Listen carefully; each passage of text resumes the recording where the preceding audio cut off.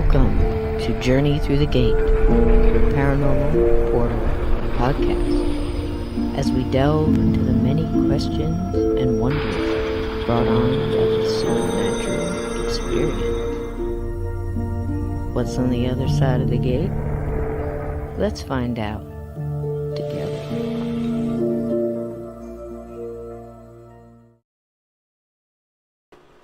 Hello, my beautiful, beautiful listeners, my wonderful gatekeepers in the chat. Hello to my wonderful gatekeeper mods. You know I love you all. I hope tonight we find you warm and comfy and cozy.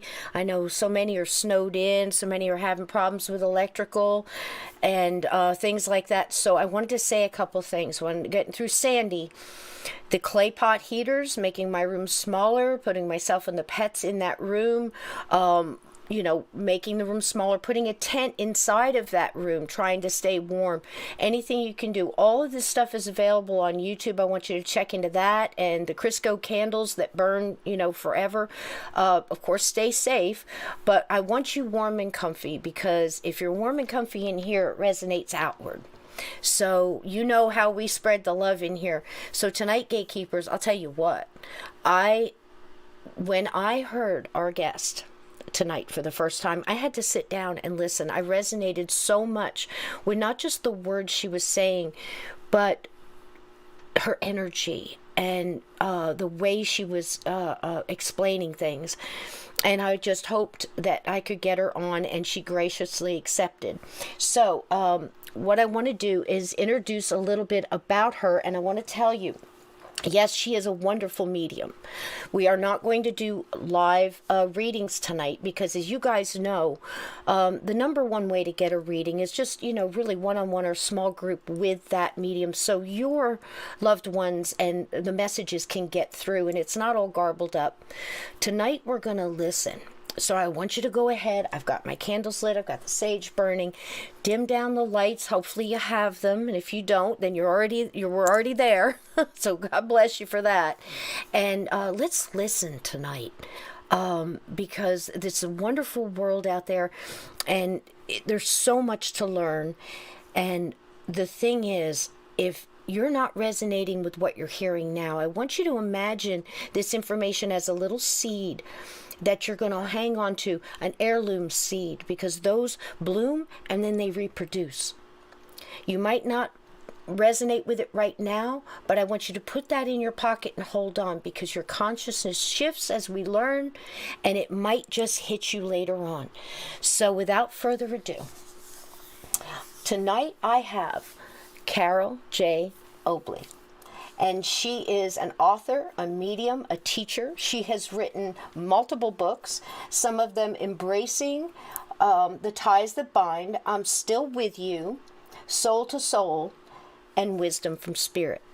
So without further ado, my gatekeepers, please welcome Carole J. Obly.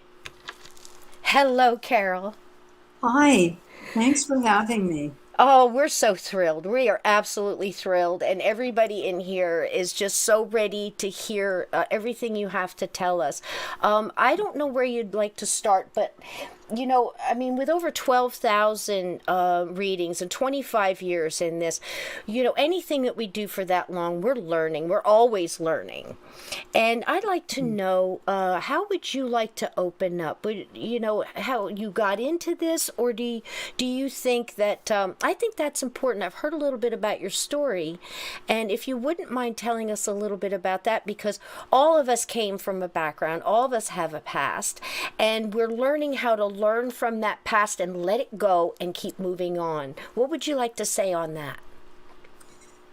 I came to this work, I absolutely fell onto the pathway. Mm-hmm. And that's correct. I have to update my website because probably more than 12,000. I think I have on my website that I've done 13,000. It's probably over that at this point. I imagine, but a lot. It doesn't matter. What matters is that I am very grateful to be a small part of people's healing journey, and to help people reconnect with deceased loved ones and to be part of that, the conduit of bringing spiritual healing to people, simply being sort of a telephone for the spirit world. And all of my writings reflect that. Every single thing in my books is absolutely how I've experienced it. And there is nothing embellished in my books at all. I came onto the pathway through a catastrophic event. That event was a fire. And I was running a business totally uh, different than what I'm doing today. And overnight, the place burned. I had an electrical fire. And so I was sort of, directionless for almost a year. I couldn't really rebuild that business at that point. And I got a phone call. And I've written about my story in my books. Most people that I know that come onto this pathway, there's usually some type of uh, cataclysmic event that sort of shifts everything for them. And Almost that's, shakes things loose. It almost like, yeah. yeah. And oftentimes, Cisco, what I've noticed is that those of us who are called onto this pathway go through some sort of suffering beforehand. And I don't mean to say that to be a martyr or any of No. that, but that is exactly what happened to me. Um, if you would have told me, you know, 10 years before this occurred, and I was in my late 30s when that happened, the fire, I would have thought that you were absolutely insane because I never would have thought that I would be doing this many readings for people, that I would be on national radio, that I would be on podcasts like yours, that I would be writing books. None of that. The phone call that I got was from a friend who was connected to a metaphysical center near where I live in a small town. And she was inviting me to attend this center. And I said, nah, what's that going to do? I got to get a job. I'm out of work. I need to find something. Going to a center is really not going to help me, with my life pathway. So I resisted that. And then she called again. So it was kind of like spirit planting that seed through my friend. And finally, one Sunday, I got dressed up and I thought, okay, I'm going to go check this place out. And so the minute that I stepped into the center, I felt at home. And I started taking all sorts of workshops and training. First, in being a spiritual healer, hands on healing. I became a Reiki master. I was highly trained in spiritual healing, which is an intuitive way of healing. It all comes from spirit. Doesn't matter what you call it. And then I went to a place called Delphi. Delphi is still in existence. It is near Atlanta, Georgia. It is a spiritual, sort of a spiritual mystery school in that tradition. It's a Interesting. week-long intensive. You open very, very quickly.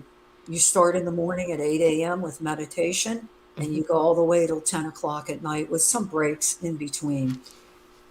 I had to do 3 readings to graduate from Delphi. I was terrified. In Wisdom from the Spirit World, I opened the book by talking about the very first reading that I gave and how scared I was Right. and how this stranger was sitting across from me. And I'm supposed to tell her things about herself that were intuitively given. So, needless to say, when I came out of there, I worked through the fear. When I came out of there, I was elated. And I remember I started yelling, I did it. I did Yeah, I know. And because this was something that I thought, who am I? Because when I was a child, I wasn't aware of Right. this exquisite ability. If you look at my astrological natal chart, however, you can see that, yeah, I was born with this sort of sensitivity. It's right there in my chart. But at that point in my development, I knew nothing about astrology. I am extremely studied in astrology as well as mediumship. So, but at that point, I wasn't. So, I started doing readings for free. And this was to earn my gold star on my certificate from Delphi. Instead of just doing 5, like I had to, like they wanted me to, I did, I think, 20. And I'm the type of person that I always have to prove something to myself. Right. Yeah. So I'm like, maybe I could just do this because I was a Delphi. Maybe it's magical there, and that's why I could do it. So, needless to say, that was the beginning of the pathway. And Wow. it was almost like the universe or higher mind of spirit said, "You're not going to do this anymore." The business I was running at that time, and I was picked up in this whirlwind and this sort of, volcano, and I was set squarely on this pathway. It took about a year, but a part of that was because of my resistance. Amazing. So that's how this all started. And from the very beginning, I started doing radio.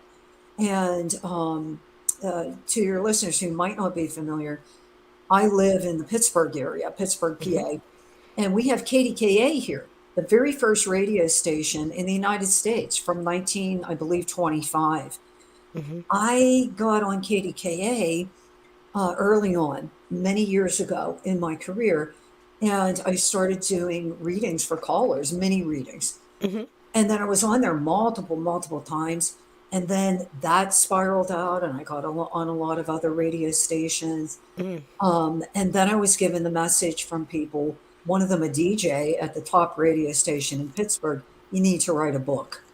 And I said, "I don't want to write a book." Right. Now, mind you, I majored in English in college. I graduated with a degree in English, but I had no clue how to put together a book. Right. So, in any event, I started my first book that you mentioned, Embracing the Ties of Mind, Connecting with Spirit.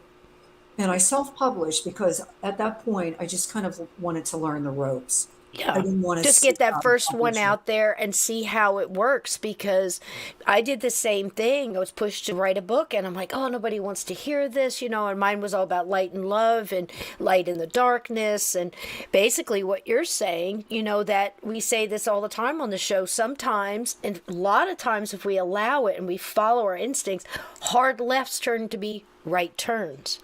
And You're it's the exactly right. it's like the universe is guiding us, whether it be our spirit guides or whatever.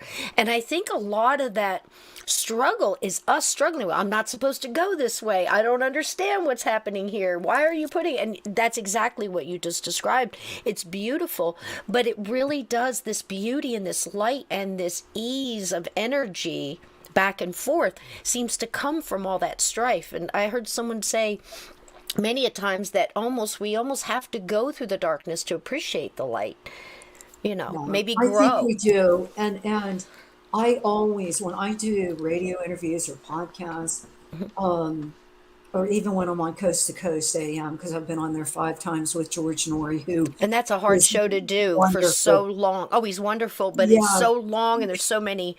It is a hard one, you know what the hardest part is? Getting up at 3 a.m. Oh my. So I had, because I'm here in the East Coast time, Right. so 3 to 5 a.m. and doing readings at 4 a.m. So It's a hard. little bit difficult. Right. But anyway, I say all this because if I would have continued to resist, I wouldn't be here today talking to you. And so it's important that if we can get out of our little mind and our ego and follow the flow of divine spirit that is within every human being and every animal and every plant, but especially if we can follow our intuition and say, I know I'm being led, I know I'm being guided. And I think today the amount of stress that all of us have been through the past almost 2 years, and the uncertainty, the fear that people I have been experiencing. And I've seen it reflected in my readings that I've been doing for private clients. Hmm. People need to understand that following that inner voice, the inner compass, which is the direction for our highest good through spirit, is the way to go. That's wonderful. Following all that. Now, we talk about it here too. Enjoy the journey. You know, it's not always going to be great, but what are we supposed to learn from this? What are we supposed to go through? We've heard, I don't know if this is the direction you want to go, but one of the things that actually, that you said that just made me sit down and go, oh, wow, that's powerful, was we talk a lot about soul contracts here on the show. We talk about, I'm trying to explain to people who may not have had the experiences that we've had with this, that one of the greatest gifts I ever got was from spirit. My mother coming through and saying, stop trying to fix everything. This is their journey. You just have to love them through it. You know, and I started learning a little bit about soul contracts. Now, you don't call them soul contracts, you call them something else. Can you speak a little on that? I think it's Yeah. so interesting. Yeah, this is another area that I've done a lot of work with people in, and I call them blueprints. In all of my Beautiful. books, what blueprints really are is what you said, but it's sort of what the soul anticipating incarnation, coming into the body of that little infant. What are the themes that my soul needs to work on this time? Hmm. What karma, unfinished business do I have to remove more layers from the divine soul that I am? And through meeting those blueprints that are encoded within our soul, that's Wonderful. how we remove more layers from the divinity that the soul truly is. I call them blueprints also because they are more flexible and open ended than contracts. Contracts, I think of, you're signing on the dotted line. Hmm. There's no flexibility. This is it. These are the rules. With blueprints, my experience of giving thousands of readings, we do have always free will, and we Hmm. also have the ability to choose how we're going to evolve. Hmm. And we might have the big umbrella. For example, if we can talk in specific terms, say that my soul has said, I need to learn compassion this time. I need more experience with compassion. There are many ways that I can choose to learn that and to experience. It's really not learning, it's experiencing it. So I might work with the elderly. I might choose to work with animal rescue. Hmm. I might choose to work with abused children. Hmm. I might choose to be a psychotherapist. I might choose to be a medium. Right. Because I'll tell you, I am a radically different individual than before I started this work. It's Amazing. like that person no longer exists. And Hmm. I'm not saying I was bad, although I've written very openly in my book about addictions that I Hmm. had. Hmm. I got sober at the age of 25. I was dying basically from alcohol. I think a lot of us in my field also go through that. Not everybody, certainly, Hmm. but it seems to be a common denominator. So I am very different, and it's only because of the grace of spirit that I am where I'm at today. Oh, I love that grace of spirit. It's so many people, and I'm sorry, hun. I missed who went by in the chat that lost their husband to COVID recently. I urge you, first of all, my heart breaks. I know what grief is like. I've lost many throughout my life, and don't say this lightly when I say, just hang in here.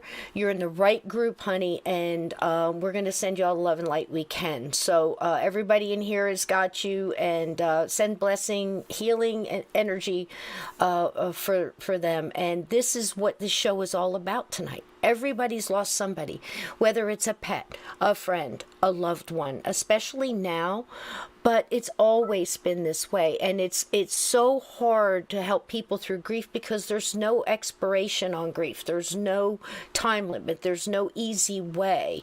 Everybody has their own. And I'm sure most of the people, at least a lot of them, come to you out of that in some way, do they not? Like, I've lost someone, can I connect? That kind of thing. Is that mostly it, or is it guidance? It probably starts there and then maybe moves to guidance to life and probably lottery numbers. We've all got those Yeah. jokes, or they come just tell Well, me what to do. I And we will. can't do that. I will tell you, if I used my abilities in that way, You'd lose them spirit would probably. knock me over. Yep. Because It's not I'll what it's tell for.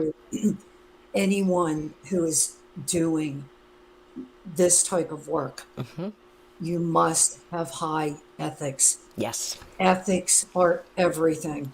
Yes. And I will tell you also, quite honestly, I have seen people in my field fall because it became about fame, and it Yes. became about it started to become about money. Absolutely. And I don't want to speak about other people, but I know what I need to do to incorporate humility, to incorporate ethics, and I work with high integrity and high ethics. So many people come because of my skills in mediumship.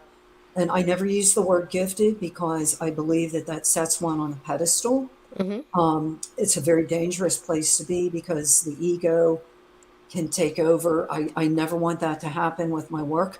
So I simply say it's a skill that I've done in other lifetimes, but I've come back this time again.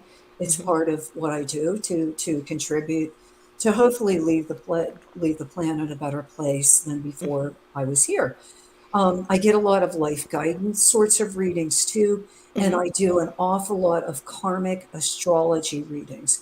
That's using the birth chart, the time, place, and date of birth. So really looking at what did the soul come in with? What was the blueprint? And then looking at that and reading the Akashic records at the same time while I'm looking at the chart.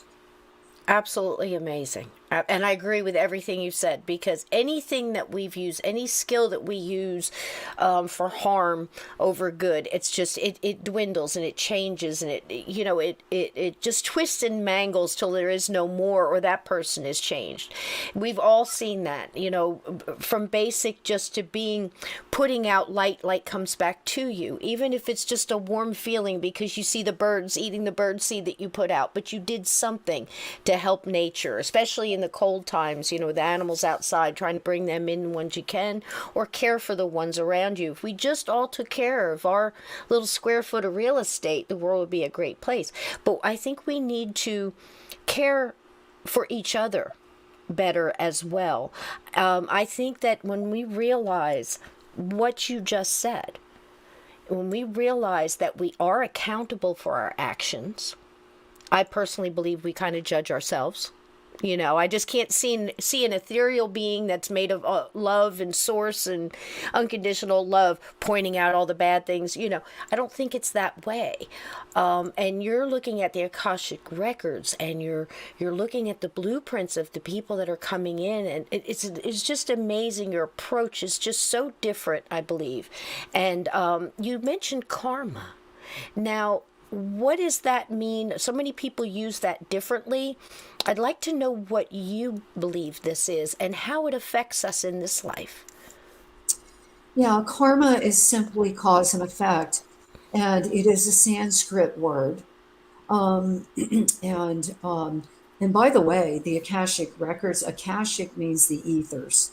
Okay. So the Akashic files are created by the soul. Every single thought, every single action, every relationship, every experience is recorded in those files, and they are attached to the soul energetically. Mm-hmm. So if you are trained and if you're using your intuition, you can read those, and so you can see patterns and Mm-hmm. themes that are there. Mm-hmm. So karma is simply, it's neither good nor bad. It can be neutral. Mm-hmm. It simply means, if you think of scales, Okay. and the old-fashioned scales where Mm-hmm. there's two sides of those scales, you think of the symbol of Libra in the zodiac, Mm-hmm. symbolized by the scales. That's what karma is. It's always a balancing act. Now, what we put out, a natural law, natural laws are God's laws or Spirit's laws. They are immutable, they are eternal, and they are timeless. A natural law, one of the natural laws is karma, meaning what we produce, we receive. Wow. That's as simple as it can be put. I know that there's people who think that they are going to outwit karma or that it doesn't apply to them. Uh-huh. I'm here to tell you, in my experience, I have not seen people Mm-hmm. who in any way can get away from karma, because even you and I sitting here having this Mm-hmm. conversation, this is going into both of our Akashic file, Mm. meaning it's something we're experiencing. We're experiencing it. It's almost like a. Yes. I heard you explain it. I believe. Forgive me if I get it wrong. And also, I apologize for my peppermint tea, guys. The last time I did a show, I started to get that cough where you try not to cough, so all you do is cough. So I'm trying to avoid that. Please forgive my rudeness with my tea, but I've got to do it just so I can just sit here. But you had explained it almost like there's a tape constantly running, recording everything, and it's your soul carries that with it throughout all the lifetimes. I thought that was absolutely brilliant. If you think about it like that, guys, it really does make sense. And since I started listening to myself and what I was doing, it actually makes you step back and take a moment on how you're treating people. And like I say, it's like everything we do is like dropping a pebble in ripples in a an infinite lake. We're not going to see where all those ripples wind up and how they affect other people, but we You're really exactly right. that. I Go call ahead. that the ripple effect. Oh, do you? My spirit guides, exactly what you just described. Okay. In my first book, Embracing the Ties, I wrote about the ripple effect. So, all of us, I think most of us have had the experience, throw a stone in a pond, or Mm-hmm. in a lake or whatever, and you see those concentric circles going out. Our life, one human being's life, is that stone that's thrown in that sea of consciousness. Mm. And you're exactly correct when you say we cannot see the repercussions when we're here, when we're on the physical plane. We cannot see that. However, when we go return to spirit upon death, in the life review, we are shown the repercussions of those Mm. ripples, Mm. and how what we did and what we said and how we acted, how that affected others. And that can be good, it can be bad, it can be neutral. Isn't that amazing? So if we just think about that, listeners and chat, and I just want to say one thing. Pardon me one second. For everybody asking questions, I'd like you to do me a favor. Every single question you're asking is important, and if I miss it tonight, I will go back over it later tonight, and I will try to contact you.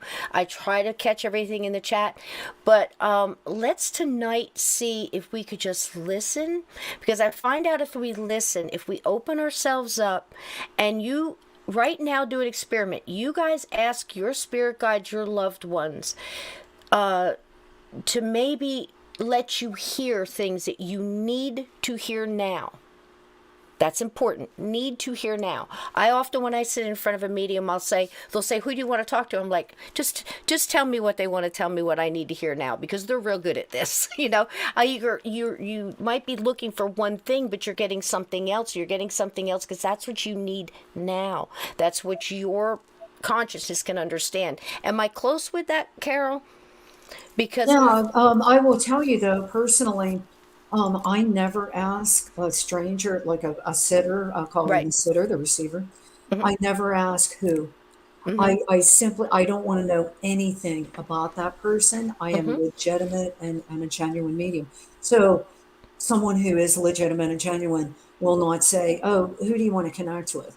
Hmm. Usually I will tell you, here's who's coming through. I've Hmm. got the older male, feels like a father to me. He Hmm. tells me that he drank heavily. Yeah. He tells me names. There's a lot of names in my readings.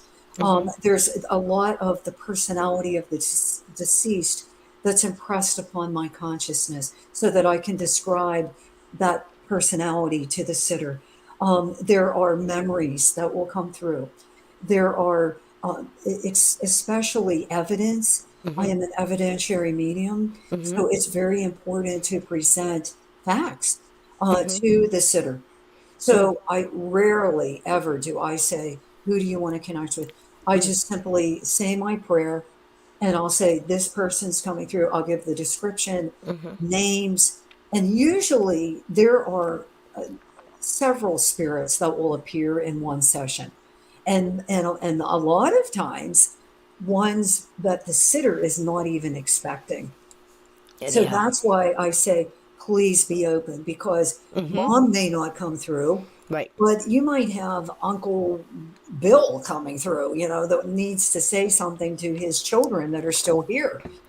He sees this as an opportunity. He sees this as his telephone, Hmm. meaning my conduit. And the timing So, is just right for that to come through at that time. I've often been surprised. I mean, over the years, I think I've been saying 45 years for 10 years, so I might as well up that to 50 something.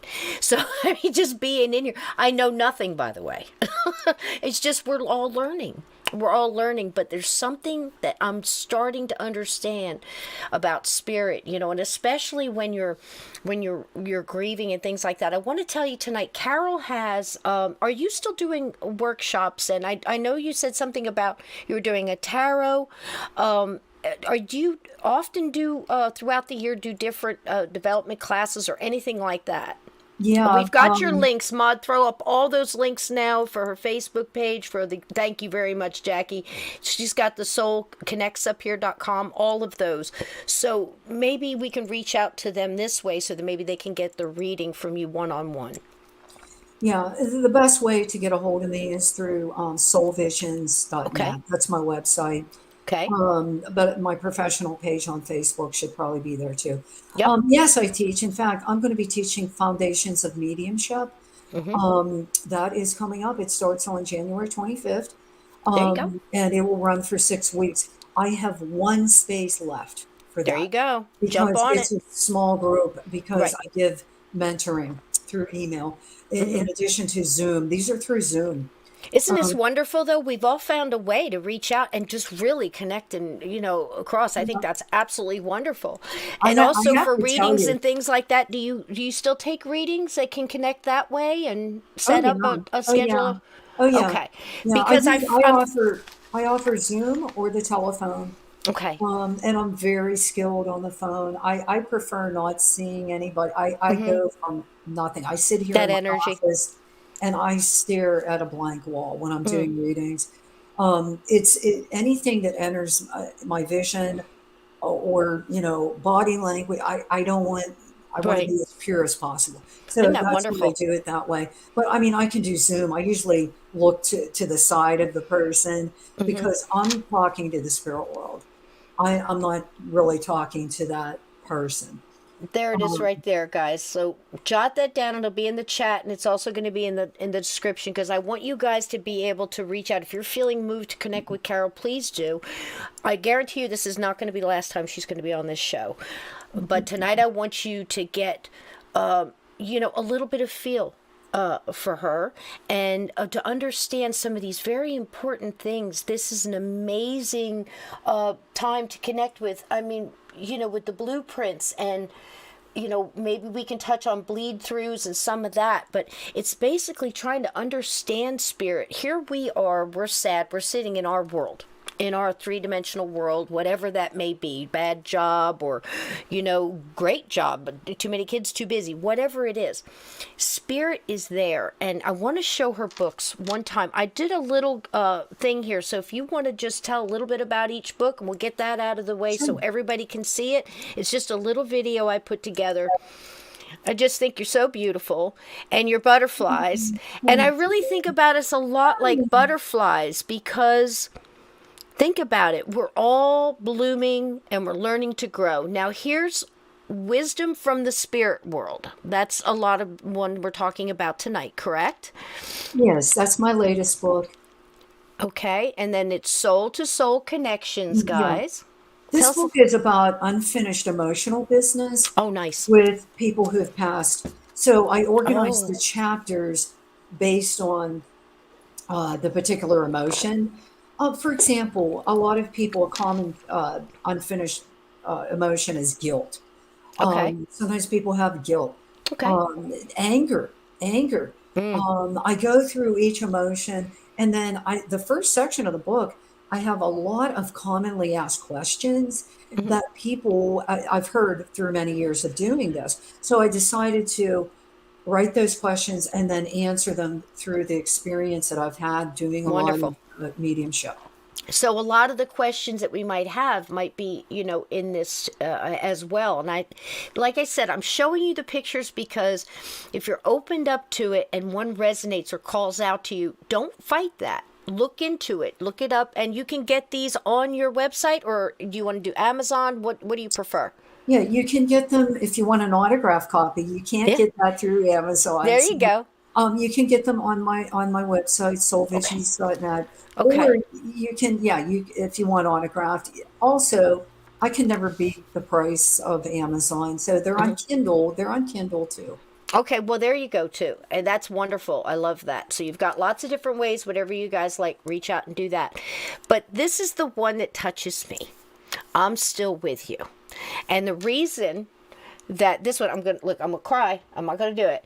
But this one gets you because I'm telling you, they're still with you guys. Because, why? Love never dies. And I've said this on this show so many times. Thank you for letting me share that. I've said that. Thank you. Oh, you're welcome. Love never dies. I think it's one of the strongest energies out there. And I try to tell everybody, whether it be pet, whether it be a friend or a family member, whatever, that love connection, it's always there, isn't it, Carole? Can you tell us a little bit about that? Yes. The one thing that I want people to know is this: the bond of love is indestructible. Period. It is never diminished by death. It is not destroyed by death. It exists eternally through time and space. You mentioned pets, something very near and dear to my heart, animals. I have a passion for all animals. I do not eat animals. I am practically vegan. I've been that way for about 5 years because I am not here to create more suffering. And I've watched some videos about factory farming. So anyway, there are many readings I've done in which pets come through.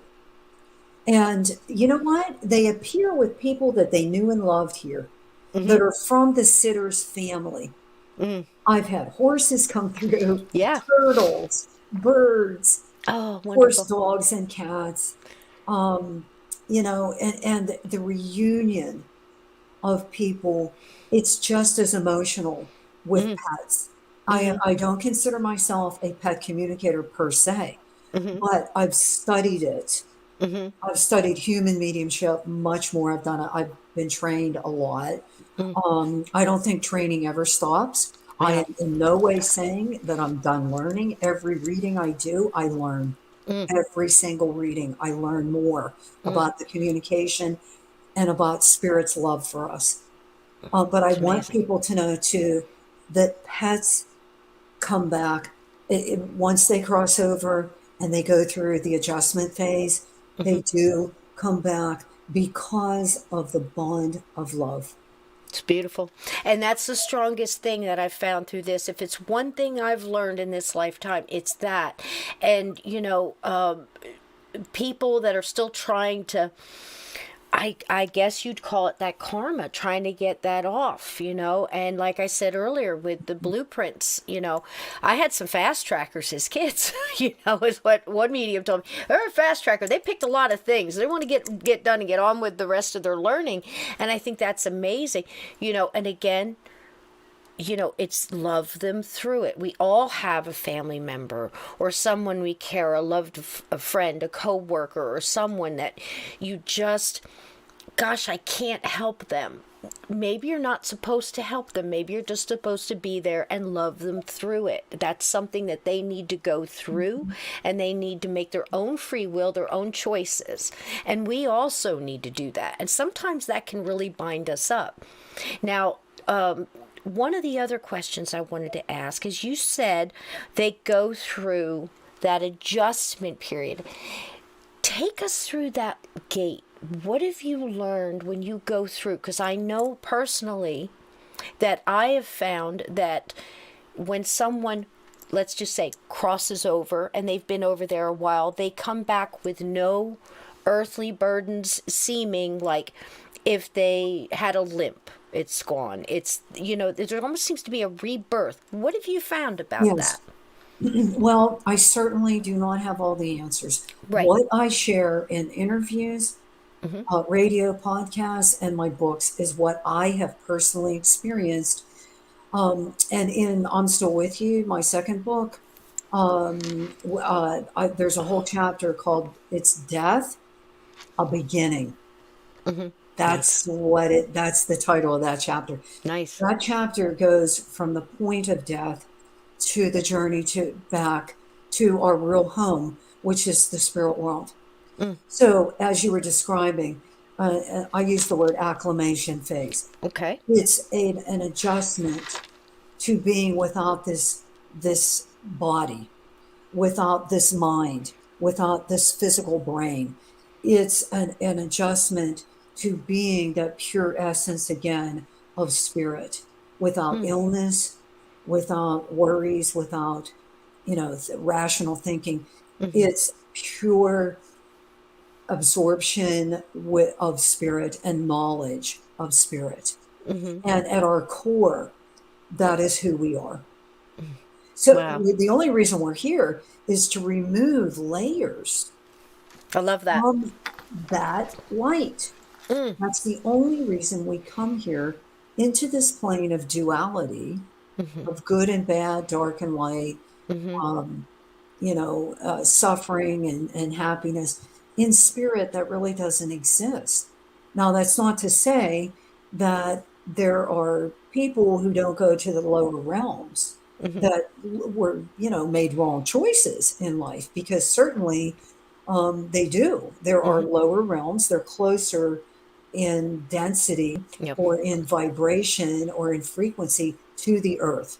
The higher one goes in the spirit world, the more light there is, and I mean actual light.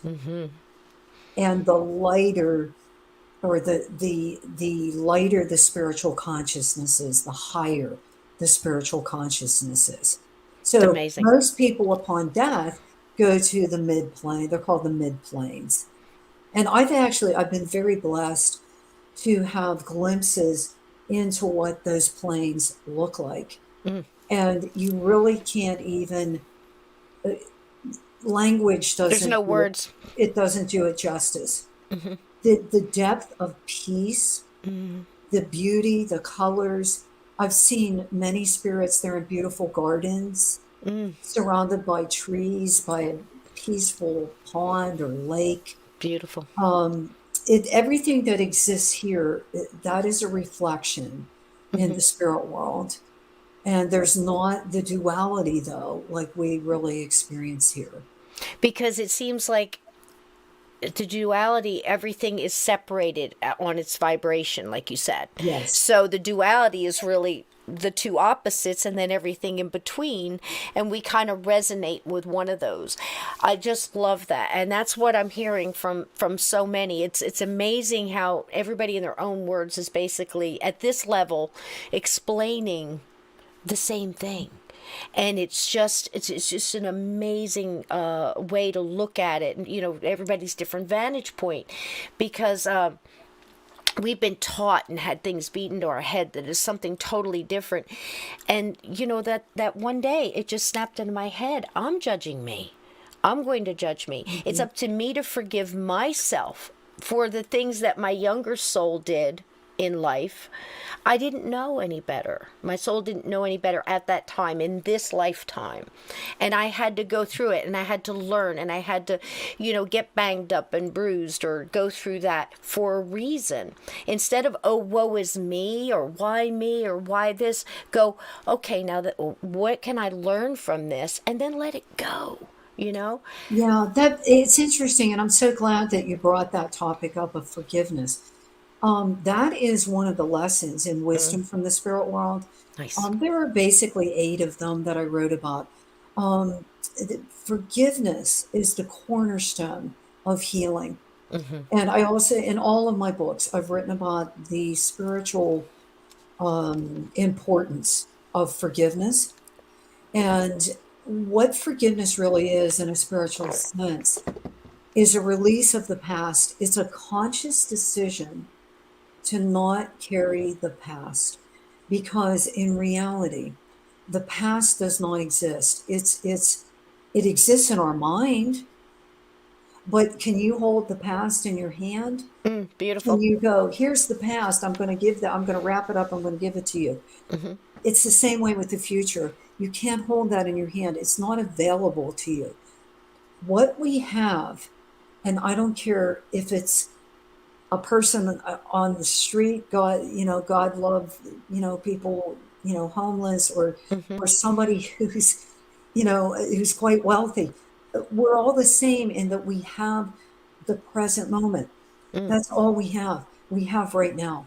Healing, forgiveness happens the minute that you make the decision to release and say, I'm not going to carry the past.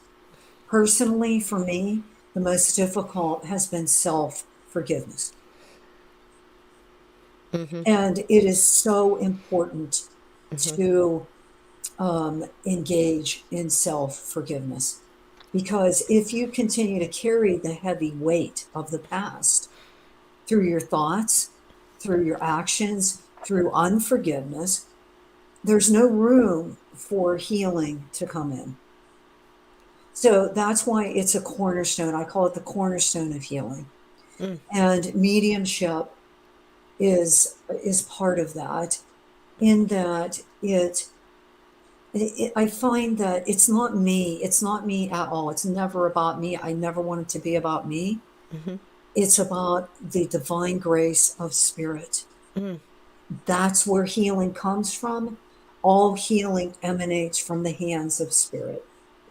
All of us are conduits for spirit. Forgiveness is very much a part of that. I think a lot of people have difficulty. It might be easy to forgive other people and say, yeah, they weren't in their right mind, they weren't thinking straight, or, whatever, they were under addiction or something. But when we look at ourselves, we judge ourselves so harshly. And that is something that personally, Cisco, I have wrestled with. Yep, me too. And I had to look back at my years. I mean, I've written openly in my books. I had a bad problem when I was in my late teens into my mid-20s with addiction, particularly alcoholism. I hurt people that I loved, and particularly my parents. And even today, many, many years later, I haven't touched alcohol in 40 years. Bless your heart. Yeah, I don't even have a desire to. But I still wrestle with, if I could go back and change the way I treated my mom, who's in the spirit world now. My dad is still with us. God bless him. He's 92. Oh, gosh bless. But if I could go back and do it again, I would. I would. But I can't do that. None of us can. What we do have available is the present moment to reframe the past. And that is very difficult to reach back and forgive yourself, because in a different mindset, you're looking back and judging yourself when you were in a different mindset. I mean, you really have to let it go. It's like we joked over Christmas. I was talking about Marley's ghost coming back and telling Scrooge, "These are the chains I forged in life. This is the weight I carry." And I said, it seems to be a funny visual, but really it's not. It's very No, symbolic of what we're carrying. We need to let it it go. is. That is so excellent. That is a very, very potent metaphor.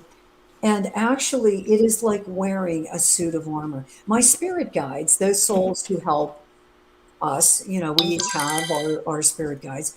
Yes. My spirit guide said, it is like carrying a suit of armor. When we take on this physical life, we have this heavy weight, a lot of it karma, from prior experiences here on the earth, that we come in with.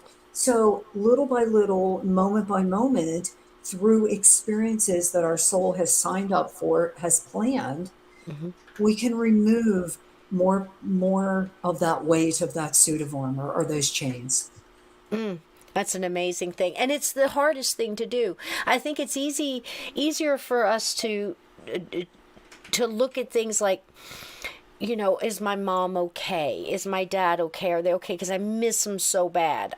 And then once you get past that, if you do get a reading that helps you, and, validations and things like that, then you can start moving on. And eventually we start unpacking our own baggage and going, what am I supposed to do?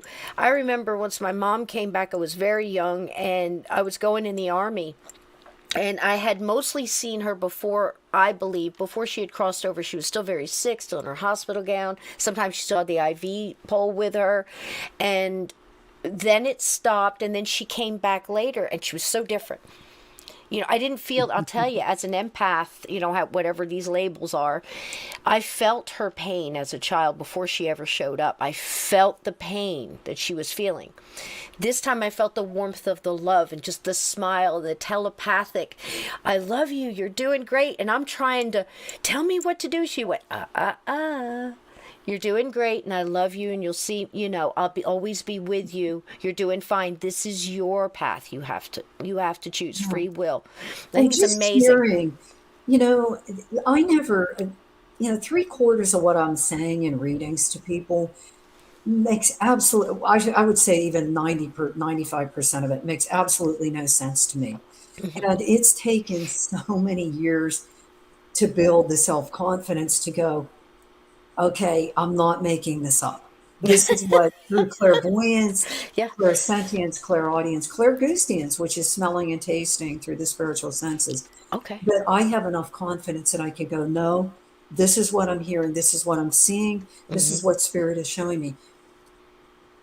When I give a message, I have to detach from how is this going to affect this person? Ooh, Because being the yeah. conduit for it, I want to say something that can flip a switch, or I'm always having that intent of healing. When I go into a session, I say a prayer. Spirit, I surrender to you. What you want to say to your loved one is what I'm going to deliver to them. And so there is sometimes when there is something so profound that I don't even know what the heck I'm saying, and I deliver it, and the person starts sobbing and going, that's exactly what my mother said to me before she passed. Or, that's what my husband, he would always say that. He would always do that. That sort of evidence is so healing for people. It's so powerful. And what you were saying about your own mom sort of being transformed, okay? I have seen that happen, that the person actually, if they were older when they passed, say that they were maybe in their 80s or 90s, if they've been over there for a while, sometimes they will appear to me as if they're 25. Meaning, and I will tell the sitter that your mom is showing me this, your dad is showing me that. They've been transformed, they've been reinvented. All the pain is Wow. gone. The age is gone. So it's a very powerful experience as long as people are open and ready to receive.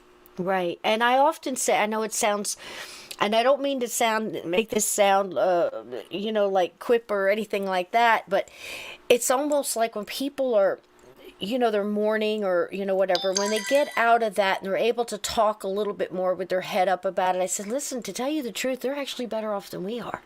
We're still going through this, and they're past that. They're moving past that, and they're almost freer. Like the title of the book, I'm still with you. I'm right here. I saw you dancing in the blue dress when you sang the song. I'd have to share with you because I think you're going to get this, and maybe you can guide me a little. Had a birthday week. It was a big 6-0 for me. And I've been telling the chat, like I said, we have wonderful listeners here, and I've been sharing with them about a message from Spirit, pennies from heaven, sending the cardinal at the right time, the song on the radio, all the little things that we open up to, and once you open up to them, the path is almost a little clearer for them, like a well-worn path through a beautiful woods or something. So I had been saying that, the chat's sharing back with me that we did that through Christmas. I said, let's talk about it when we put the ornaments on the tree or put up the decorations and say, hey, I'm doing this for you, Grandma. Remember this when we were laughing as kids and you baked the shortbread, whatever it is. Share a happy energy memory. And we got great results, and people just, enjoyed the holidays a little bit more. So boy, if they didn't come and hit me with it. So it seemed like every day, it never happens, chat, when you're thinking about it. It's always when you're busy in your day. I got a penny with my birth date on it, on a locked car seat right in the middle. And before I ever opened the car door and I saw it, I knew who it was from. And I said, that's going to have my birth year on it, isn't it? And I talked to my spirit guys. And I went, oh gosh, open the door. And sure enough, it was. And that's hard to find, trust me, because it's way back. Yes, they had pennies then, chat. Then 2 or 3 days later, I'm at work and I start singing a song, mindless, playing in the back of your head. Out of nowhere, an old song that my grandmother used to sing to me. Your red scarf matches your eyes, closed, cover before striking. I mean, I'm singing it. I'm going, where's that? And then I stopped. That's the one she used to sing to me when we went on walks when I was 5 years old. And then I'm telling my son a story about how I used to take rides with my grandpa he died when I was 3. And I could remember the tick-tock of the turn signal in the car from the back seat. And I'm going to work, and sure enough, I turn the turn signal, and it makes that sound. Now, whether they had me hear it or it actually made the sound, I was in my grandfather's car. I got a happy birthday all week long from all the spirits on the other side. This is absolutely amazing. Oh, I love that. I love that. Yeah, that the element of synchronicity, which means Yes. meaningful coincidence. It is. I'm always blown away by how many clients that I've connected with that have those sorts of things happen. I've had them happen. So, and by the way, I dedicated a whole chapter to that in I'm Still With You, Okay. how spirit communicates without a medium, So the Yes. things like you were just saying, it's important that people know. I'm always telling people you don't need a medium to connect to spirit. You have the direct line of love. There it is. It's nice to have a reading to get validation or with a complete stranger who doesn't know anything about you. So it's good to have that. But you can also connect, and those sorts of messages, feathers appearing, coins being dropped, maybe a phone call, no one's there on the other end, birds, cardinals, that sort of thing. Music is a big one. Butterflies. So butterflies. Yeah. And so there's all of this these synchronistic messages that can happen too. Now, let me ask you this. for the chat. And again, chat, what we're going to do is we're going to visit after, because we only have so much time with Carole tonight, and we will have her back. It won't be a long time as her schedule, I want you to get to know her tonight. And, when you're typing and stuff like that, you might miss a message. And I don't want you to miss this, because I know there are seeds in here that will grow later if it's not resonating now. Basically, they told me so. So, just... I promise I will get to the chat. But, and you guys mean so much to me. But that synchronicity, that's so important. And it's also important not to talk yourselves out of it. I don't know how many people I've talked to that says, Cisco, I got this and this happened at this time. And I said, well, honey, how did you feel? Right then, without questioning, that moment, did you think of someone? Did you feel warmth? Did you feel hugged or loved, or why do we talk ourselves out of that? Well, because you're never going to get rid of the rational brain, and you kind of have to take it by the hand, and just go, come on, it's okay. You don't have to be threatened. It's okay to explore this. The more open that we are spiritually, the more that you're going to notice those sorts of things, like synchronicity, like angelic encounters, like your loved one communicating with you.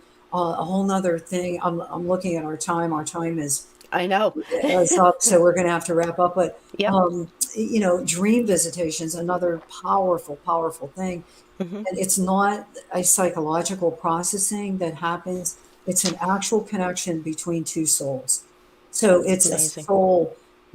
Two souls meeting, one from the spirit world and one on earth here that's sleeping. So I've had that happen with my grandma who passed. I was still in college in the late 70s. It is so powerful. I'll never forget it. I wrote about it in my book. So all of these things can really, really bring peace, can actually be part of the healing journey of grief. And Spirit knows that we need that. Yes. And they're so willing to work with us and to provide those to us because they want us to be happy. They don't want us to mope around and stop our life because they're not here anymore in the physical world. They're going on because consciousness continues after the body is dropped. Spirit knows that you miss them physically. You can't hug them. You can't pick up a telephone and call them, or hold their hand or whatever. But they're there with you in your heart, and they hear you when you speak to them. Maybe on the next show we can talk a little bit about those, the ways that people can connect. I've developed workshops. Absolutely. I've taught at Lilydale, New York a lot. So one of the workshops I taught was healing grief, how to connect with loved ones without a medium, and with your own journey. Absolutely. And also trying to understand self and self-forgiveness, and allowing yourself to make mistakes and learn from them, and don't be so hard on yourself, and allow yourself to be happy and see the light instead of, I know many people who see the light and they're like, okay, I don't deserve, and they shut the door again. They want to be in the darkness. And if that's where you're at right now, Carole said she came through it, and then all of a sudden, the change, and it opens up. It moves you. If I'm telling you, if you're on your journey and you're not walking the way Spirit will find a way to push you in the right direction. Carole, I cannot thank you enough for coming and spending this time with us. The mods are dropping all your links, and you said you may had a couple of openings, but I have a feeling you're going to set up new classes. I heard that you do the tarot and everything else. What's upcoming? Well, I do want to mention to your listeners that I want people, I don't want money to stand in the way of somebody getting a healing. So I created, and I'm doing these every other month, Zoom messages through Zoom. Okay.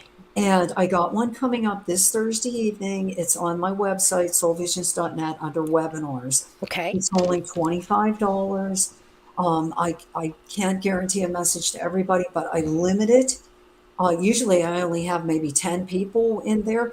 So you have a better chance of getting a message. It's not like tons and A tons of bunch, yeah. people. So that's coming up on January 20th. There's still time to sign up. It's very affordably priced. I want people to be able to attend. So that is coming up this week. There you And go, I chat. will be teaching other things. Yes, I have taught the tarot many times. I'm extremely, I'm self-taught in the tarot. I've studied it for many years and I use it not for mediumship, but sometimes when I'm doing life guidance readings. Wonderful. Thank you so much for giving us Thank this you. time tonight, Kara. I'm so blessed to meet you. Again, when I heard your voice, I knew we were going to have many of these shows. I You. don't live very far from you. We have a wonderful, I don't know if you ever heard of the Gettysburg Bash in Gettysburg, Pennsylvania, Oh, where we all get together. So I'd love to, later on, down the line, we could talk about that, maybe get you out there and meet you, because it's a wonderful, wonderful okay. weekend, and all those things. So I think a lot of things in the future are going to come from this, and I thank you for sending this message of love to the chat tonight, and you have a Thank you. blessed evening. Yes. Take care. Thank you so much for coming on. We'll contact again. Okay. Good night, sweetie. So listen, chat, I'm so sorry. I want to apologize to everybody here. 100% right. Hey, everybody. I really wanted to get this. I only had an hour. And Carole is so busy. It's not that she doesn't have time. It's just she's so booked with classes and everything else. And I wanted you to hear the way she describes these things, right? So now we can sit and visit. Now, the blueprint thing. Do you remember when Donnie was on and we were talking about a shot of tequila, no salt? And from my vantage point, as much as I was trying to bring up that story and describe how the young man, the young father at the bar was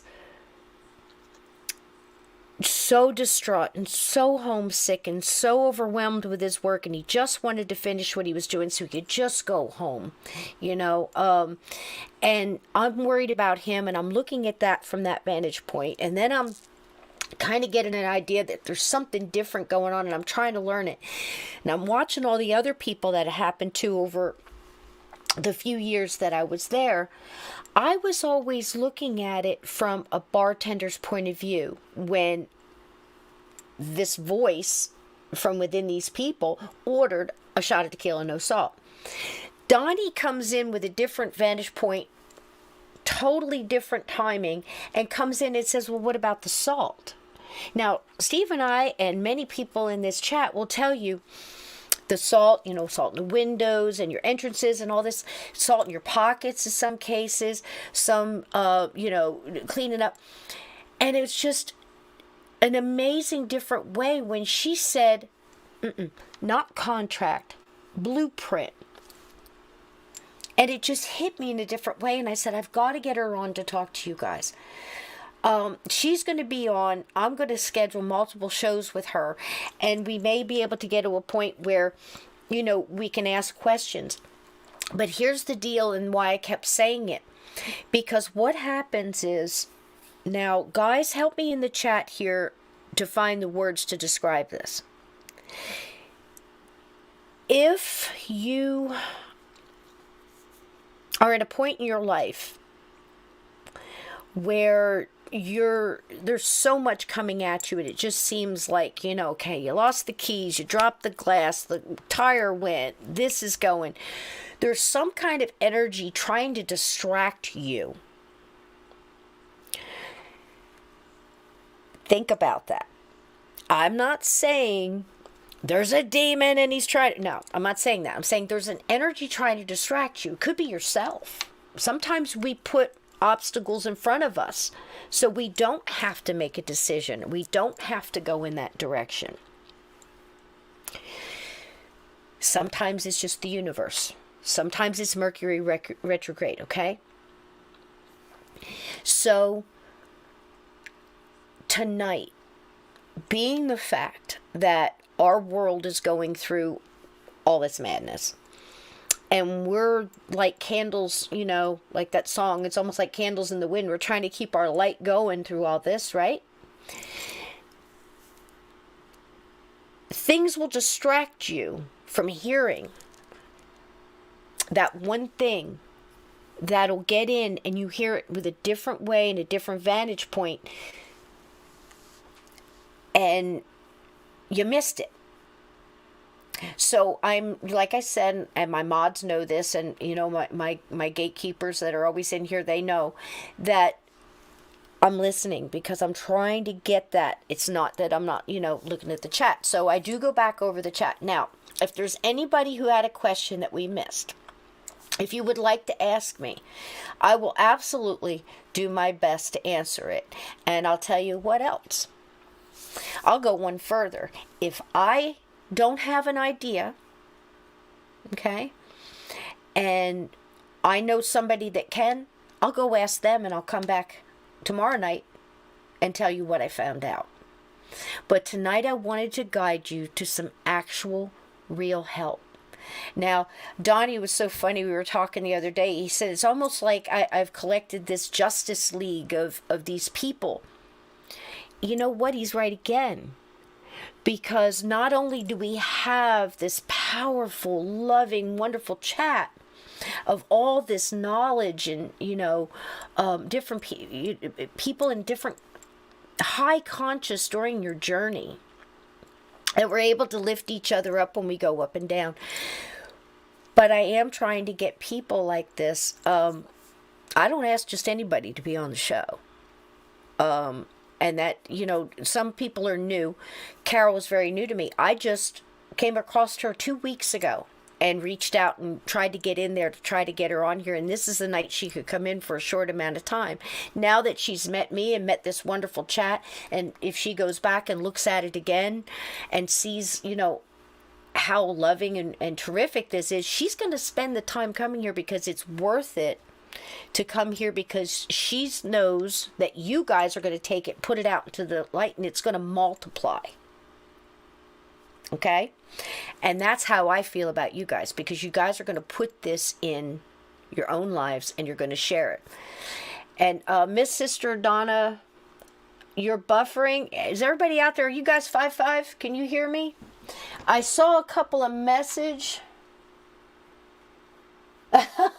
Laura Stevens said she forgot to say happy birthday. No, you didn't, baby. You were saying happy birthday to me days before my birthday, and you said it to me with loving pictures and kindnesses and gathering people together. So, yeah, baby, you said happy birthday to me many, many times and made me smile. And you know what? You made my heart sing. Every single one of you did. This has been absolutely the best birthday week I've ever had. I've gotten happy birthdays from Spirit, from multiple people on social media, from my workplace. Some little bird, they were asking what my favorite cake is, and I said, well, you want to know the truth? My favorite cake is the yellow cake with the lemon, what do you call that? I'm not a cook, guys. That's one thing I don't do. I think it's called lemon custard, maybe, in the middle. And then it's got a marshmallow frost with coconut. Oh, I love that. I think I've had it like 3 times in my whole life. Other than that, anything chocolate. And that's how I usually answer it, you know. But they even went through making a cake for me like that, putting it together, all of them together. And that was the most important thing, that these people at my job thought that much of me to go through that much trouble. It was an amazing thing. You know, I'm telling you, you put out light and it comes back. And you know what? If you put that light out and it seems like it hits a dark wall and just slides down, put it out there again anyway. Because that's what we're here to do. We are light workers. I guarantee you, everybody in this chat has some type of ability or an interest in it, or a wonderment of this great big, wonderful supernatural world, you know. And so it's in there. You're connected to your light. You know, yeah, it was good, Mairead. I'm telling you. You're an amazing person, Aunt Edna.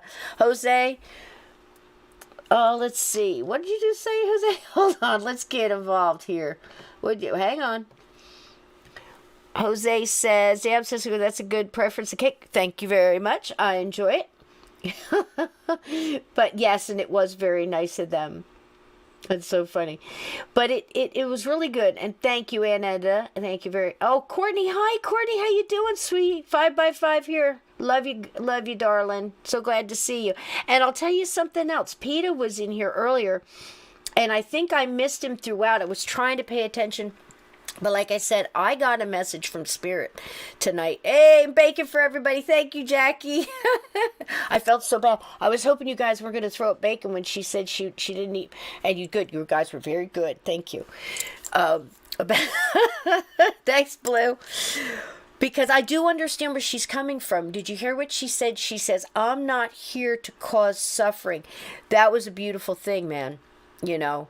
That she said that. And if you're approaching life like that, where something you need isn't causing someone else's suffering, that's a beautiful way of looking at that.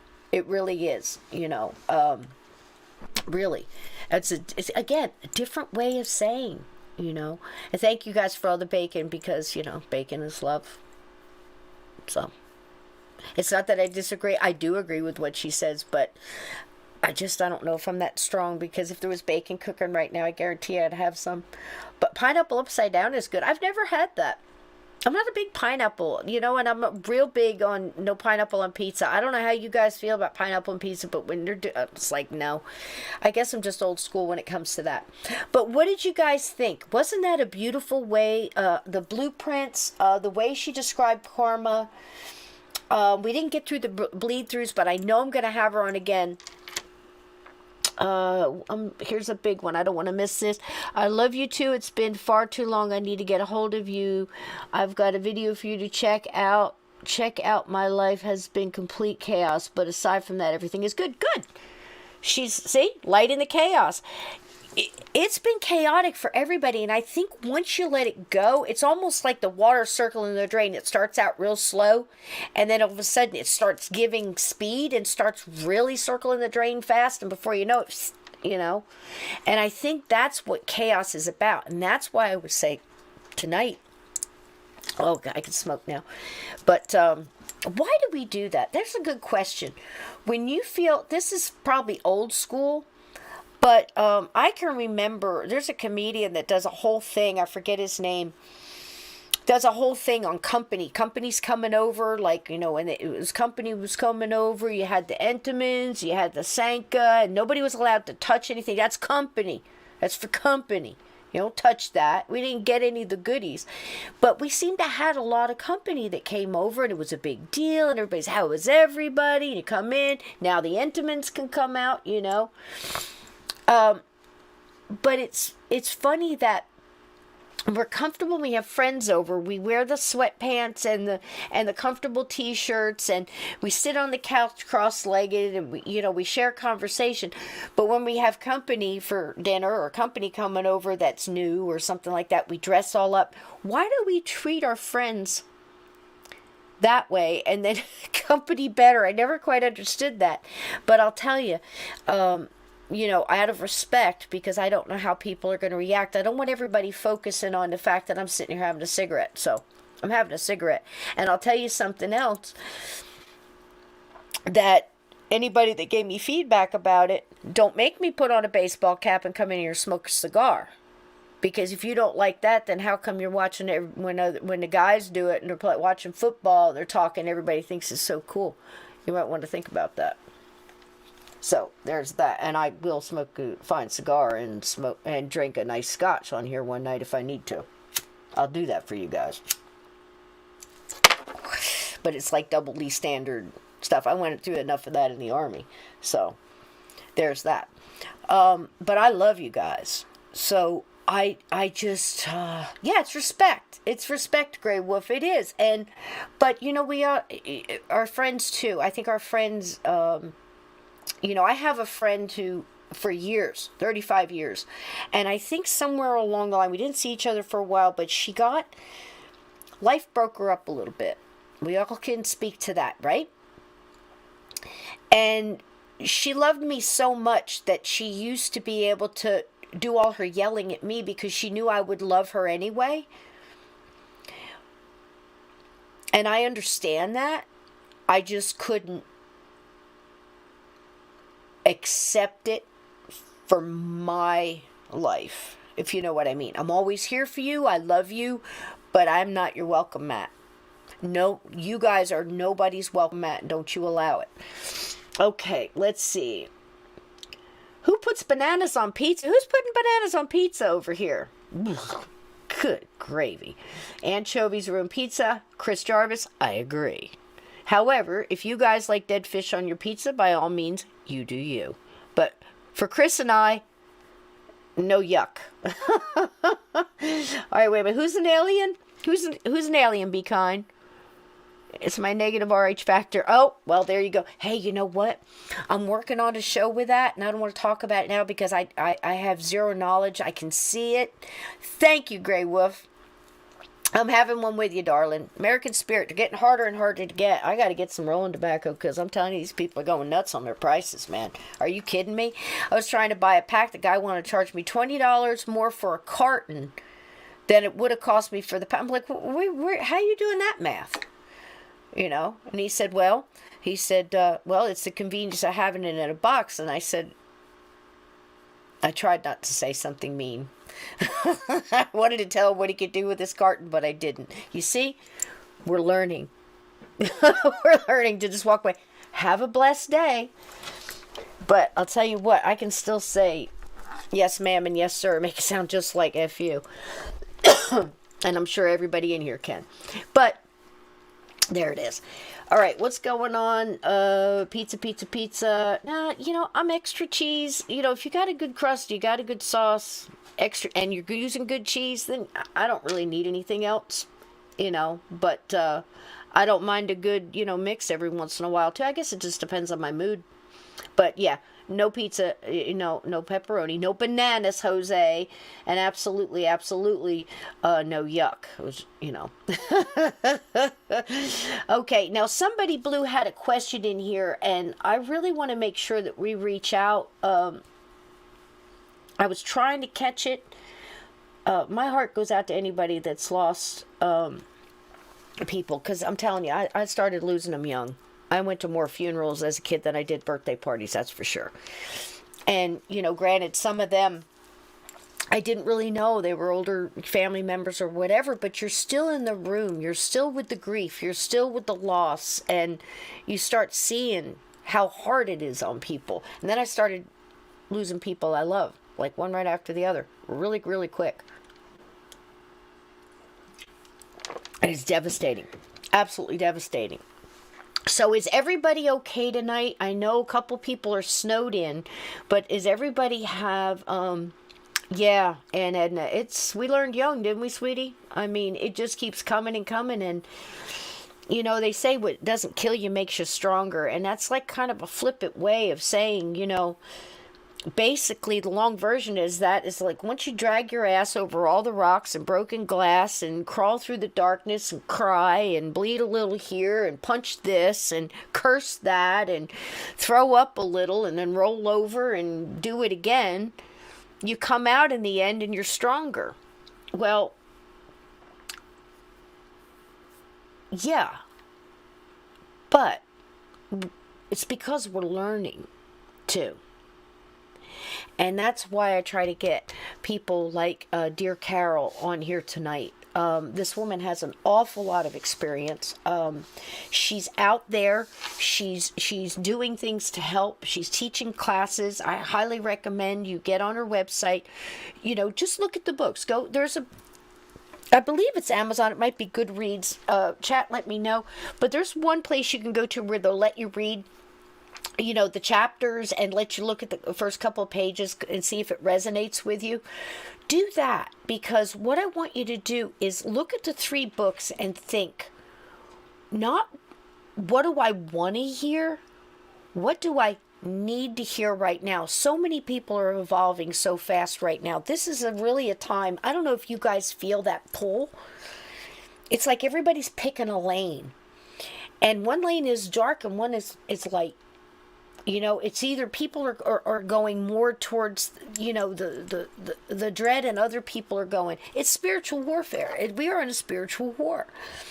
And if you're here and you're interested in the paranormal, and you're interested in the what ifs and the wonderment of it all, you know, you're more than likely hooked into that spiritual development, that trying to understand it all.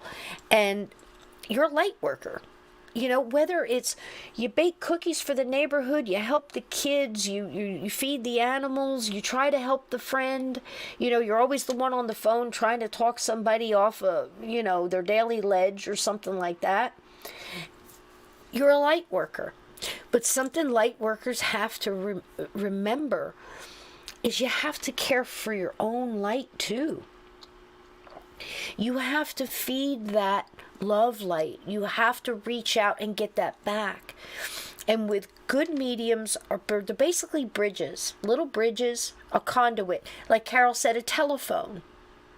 I'm just, you know, relaying the message I get.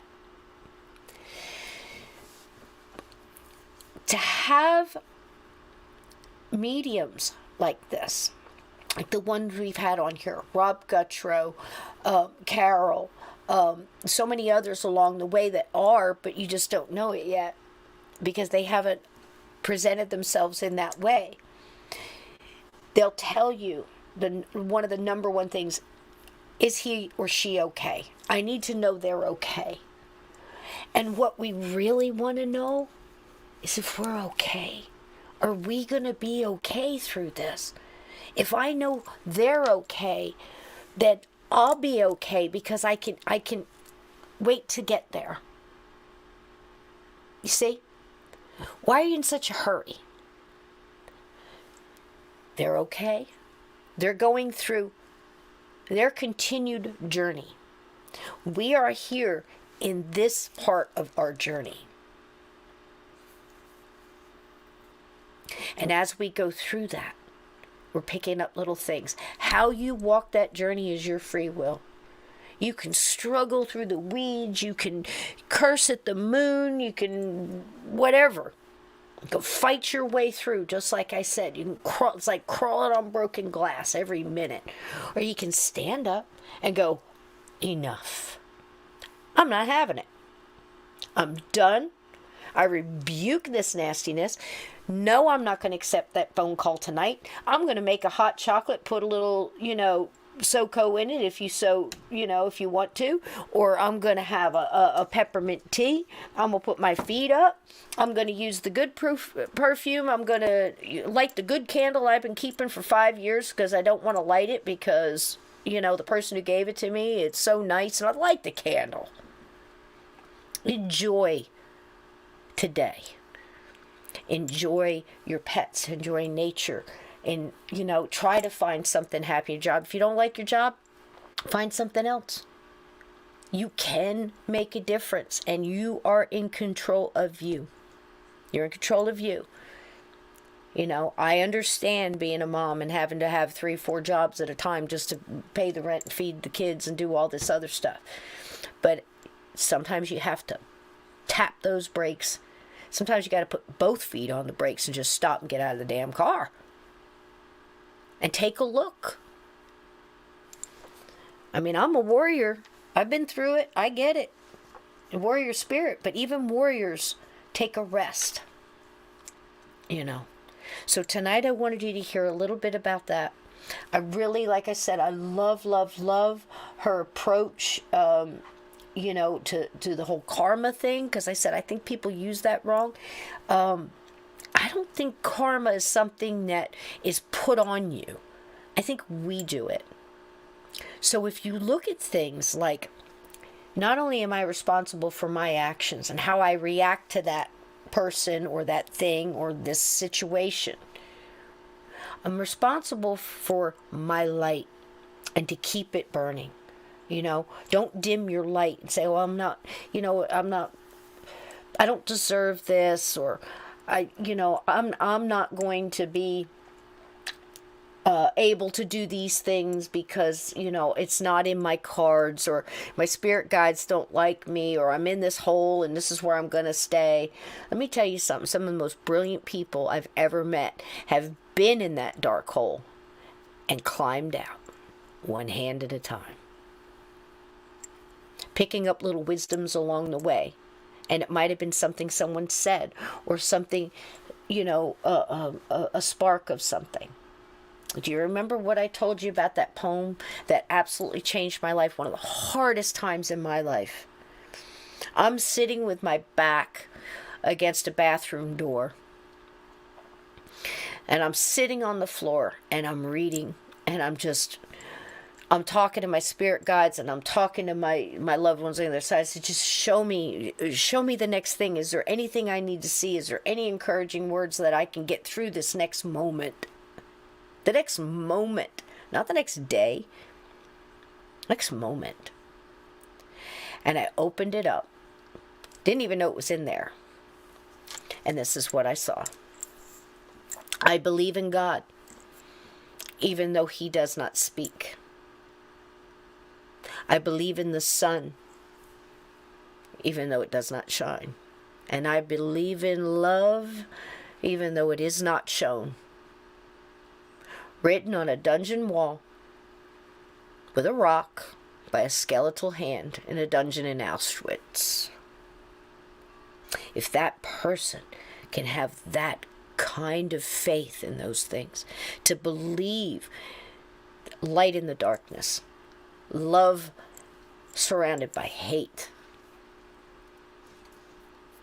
and God even when He does not speak, who am I not to have faith?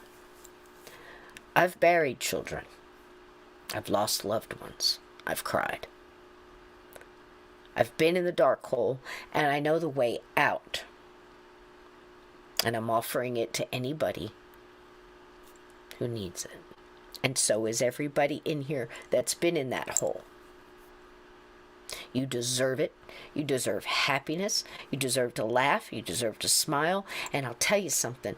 Your spirits of your loved ones on the other side, if they could come through tonight and give you a message, they would tell you the same thing.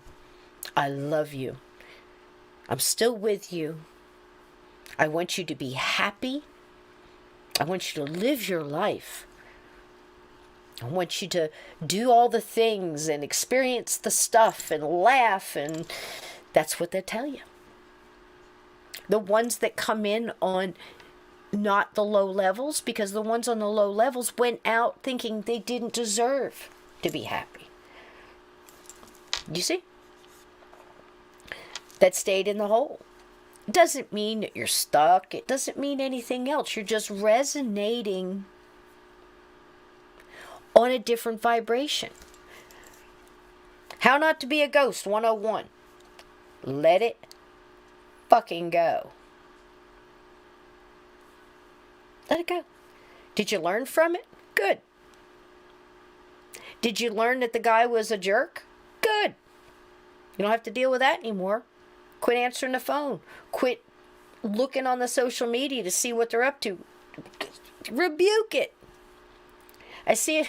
I see it all the time at work. I see it all the time. Very young, beautiful girl. And she's constantly, I hate him, and I don't want anything to do with him, and he was terrible to me. And look what he's doing now. Look what he's doing. I said, why do you keep digging around in that energy? Why do you keep putting yourself through it? Why are you accepting that energy? Don't answer the phone. Block it. You're done, you're done. Stop saying you're done and continue to do the same thing. You know what I mean? Does that make sense to you guys? You have a question, be kind, hit me. Who else has got a question?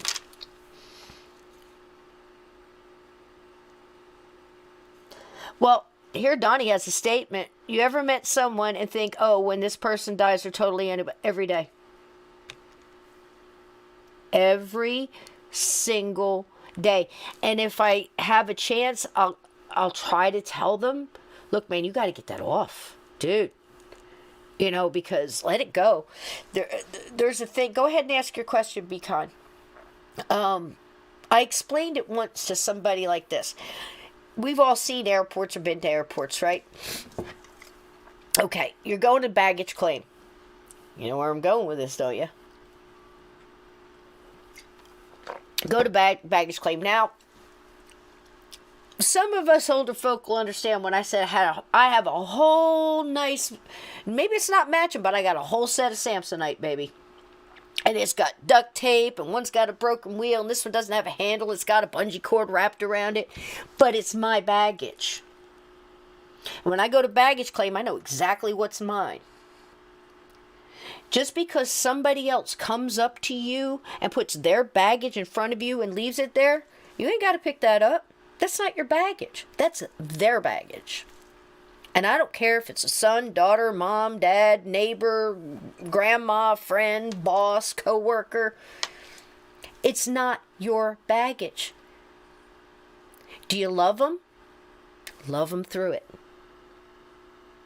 Start saying things like, I'm sure you'll find the right course you should take.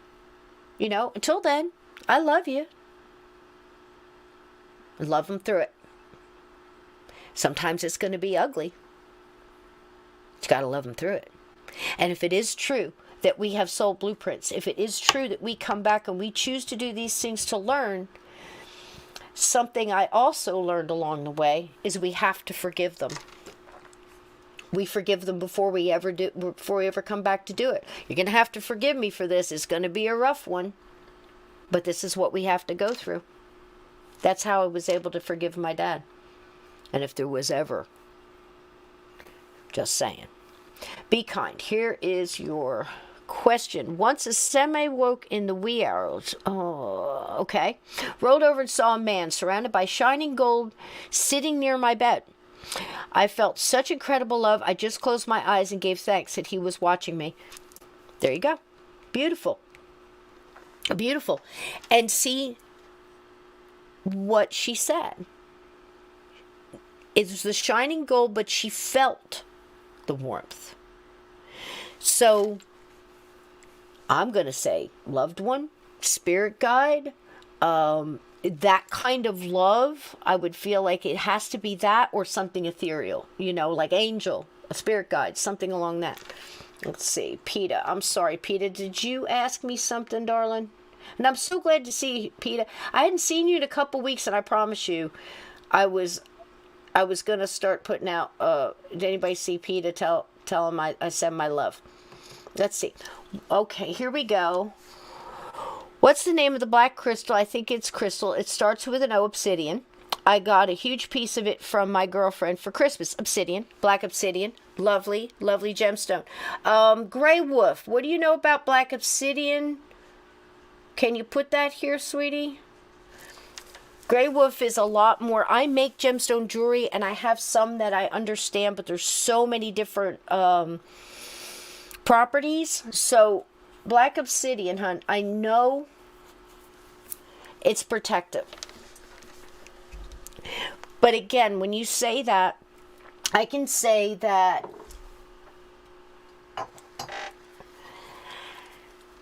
amethyst, I don't know if you can pick up that purple, that amethyst is protective stone, but you may not resonate that, you see.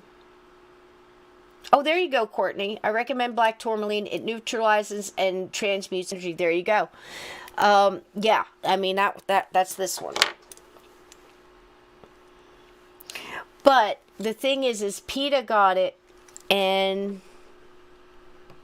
it was also a gift. So in that case, it could be that the person who gave it to PETA resonated with that, or understood something about that gemstone that resonated, that they thought would resonate with PETA, or PETA wanted that stone and it was on their Santa list. So, I mean, you see what I'm saying? There's lots of different things. Because when I tell people to pick a stone, I say, don't go in there with a name.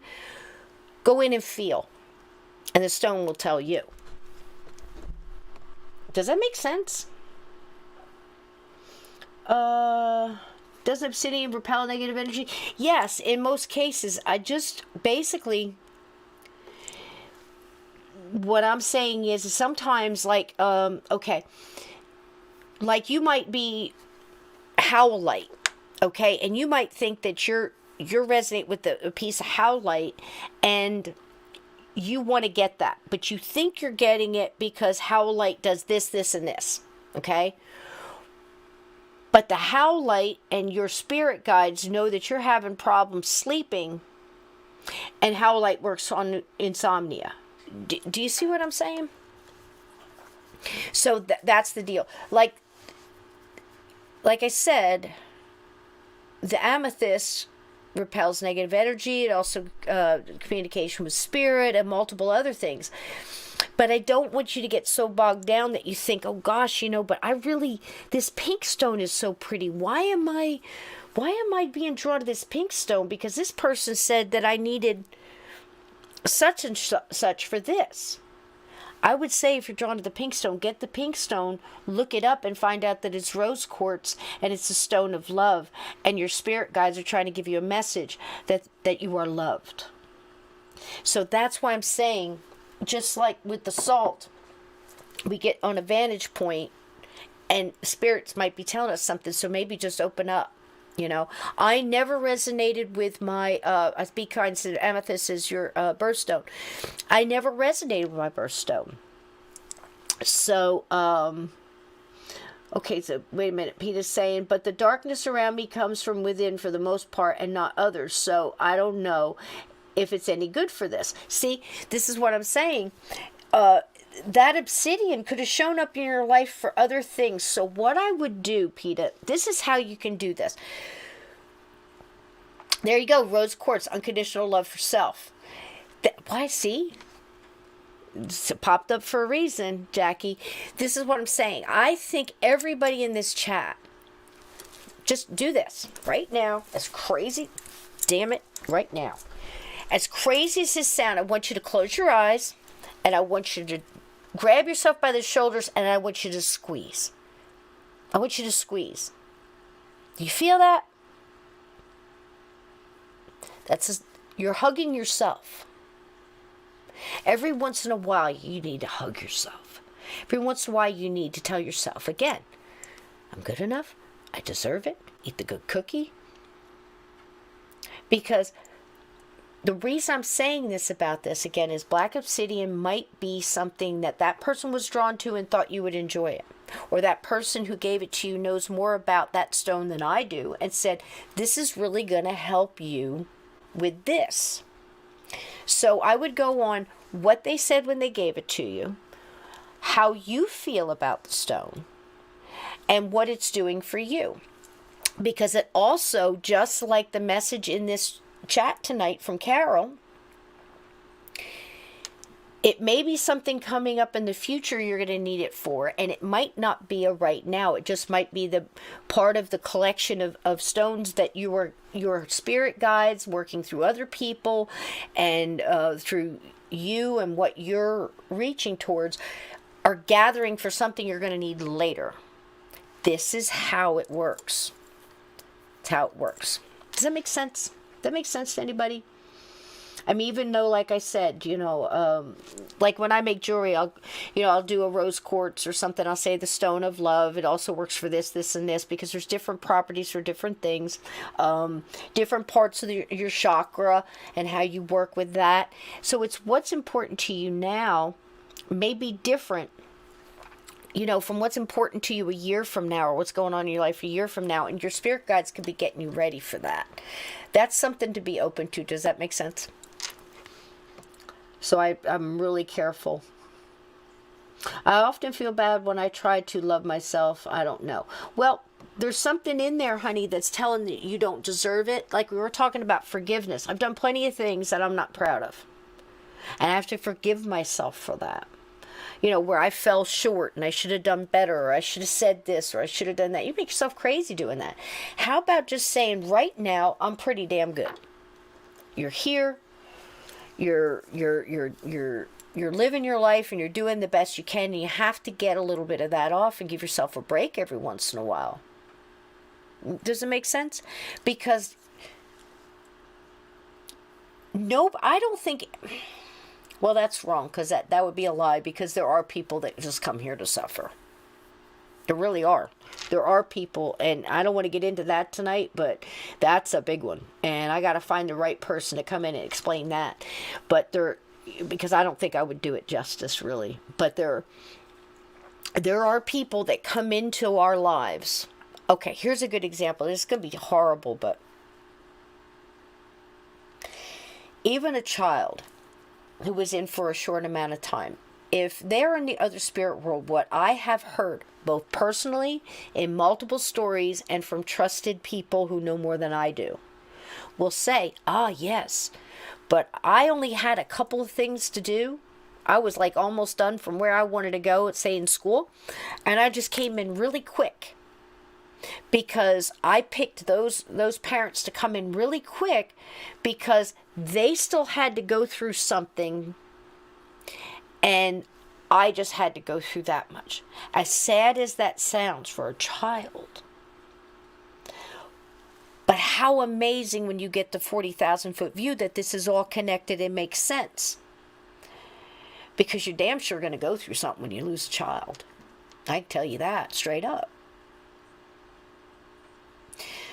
So there are, carefully worded, there are people who come here reincarnate just to go through that. Animals are another one. Sounds awful, breaks my heart to think, but it's true. And I think they're also here to show us unconditional love. So if a dog who has been abused, or a cat, or a horse, or whatever animal you want to name, can still love... Oh, we need to bake some cupcakes, mods. Our Russian bots are back. Bake them some cupcakes. Hold on. I've been waiting to do this. I didn't get to do this last week. Where is it? They'll have them gone by the time I pull this up. I know they will. They're so fast. Here we go. Bake you some shut the fuck up cakes. There you go. Broke into the wrong darn chat, didn't you? So, that being said, if animals can choose to come here, because if they can choose, we can choose reincarnation, they can too. I don't know. I would say, why not? Right? I've had cupcakes. Good, Donnie. And a dog can forgive and love unconditionally. You see what I mean? After it's been through so much. You have to find a way to love yourself. You don't have to like yourself. I don't like a lot of things about me. There's plenty of things I'd love to change. But I love the fact that I'm out here trying. And you got to give yourself some credit. So for anybody in the chat that's having a hard time doing that, tomorrow, or damn it, start tonight. And I want you to look back over today and find 3 things to be happy about. I don't care if it's because you like the color of the paint on your wall. I don't care if you heard a funny joke, or you read a book, or you enjoyed this show and this was a happy moment. You made a really good PB&J and it was you were really digging it. Just count your blessings. Like that old song, Count Your Blessings instead of sheep. Let's try that, Because I've had to do that to get through some really hard times. And it works. And eventually you start finding that foothold to pull yourself up out of that hole. Somebody else can reach down and pull you up, honey. But if you don't get to know yourself on the way out of the hole, you're going to jump back in or fall back in anyway. You got to do it. We can sit here and try to love you through it. You deserve love. Everybody in here deserves love. And that's why I believe that when we cross over, we judge ourselves. Because we're going to be the hardest judge on it. And your spirit guides are going to be standing around you like ethereal beings, not laughing and hands over their mouths, are just like, ooh, that was a good one right there. I'm sure my spirit guides are, because they got a sense of humor for sure. But it's not in that kind of judgy kind of way. I think we judge ourselves here very harshly. Okay? Does that make sense? And Edna, what are you saying? Yep. Let's see. Oh, sweetie. You know what? Thank you for your kind words, darling. You're really great at lifting people up, Cisco. I feel like people with this talent are a lot of the times the ones that hurt the most. Well, that's what Carole said. That's what Carole said. We've sure been through pain. We've sure seen the darkness, or we wouldn't recognize the light and want to stay in it so much. And the ones that come through that reach out to try to tell others where the light is. It's right over there. It's right here. Nobody has to stay in the darkness, especially now. There are people really suffering. In other countries, everybody always said, oh my gosh, this one time, oh geez, you guys are going to laugh. I'll never forget it. I was just saying there was people in all through the globe, suffering, and other countries are going through so much stuff, and gosh, we're going through it here in the United States. Everybody's got, But I can remember one time when my mom said to me to finish my dinner. Ooh, oh my God. And she said there are children in Africa starving. And this was back in the 60s, because now it's changed to there's children hungry everywhere, What progress, I guess.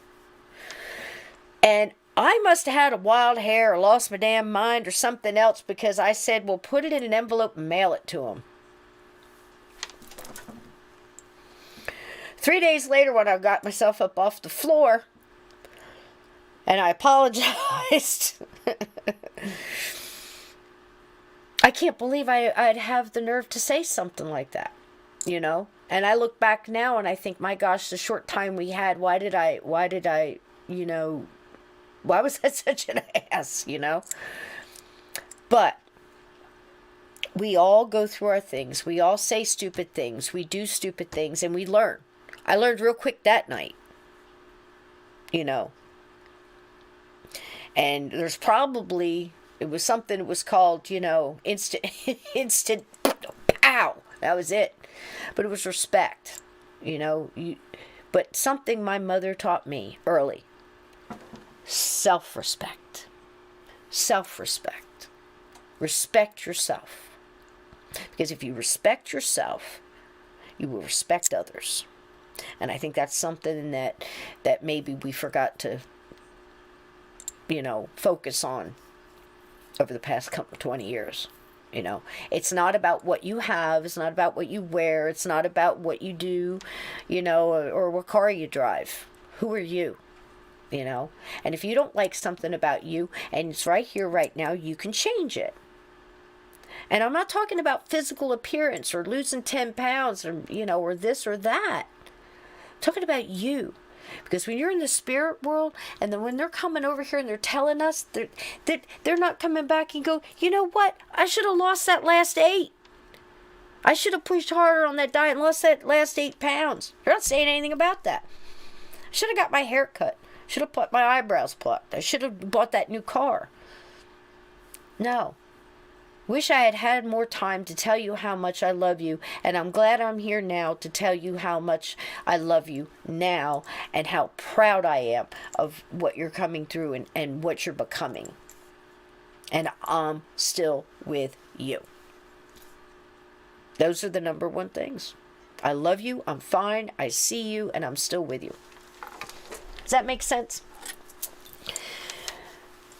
Well, yeah, deep emotions can be rough, and some of those can be, gosh, there's so much stuff right now. It could be food you're eating has everything to do. I got a wonderful book, and I'll have it on tomorrow night, and I'll tell you about it.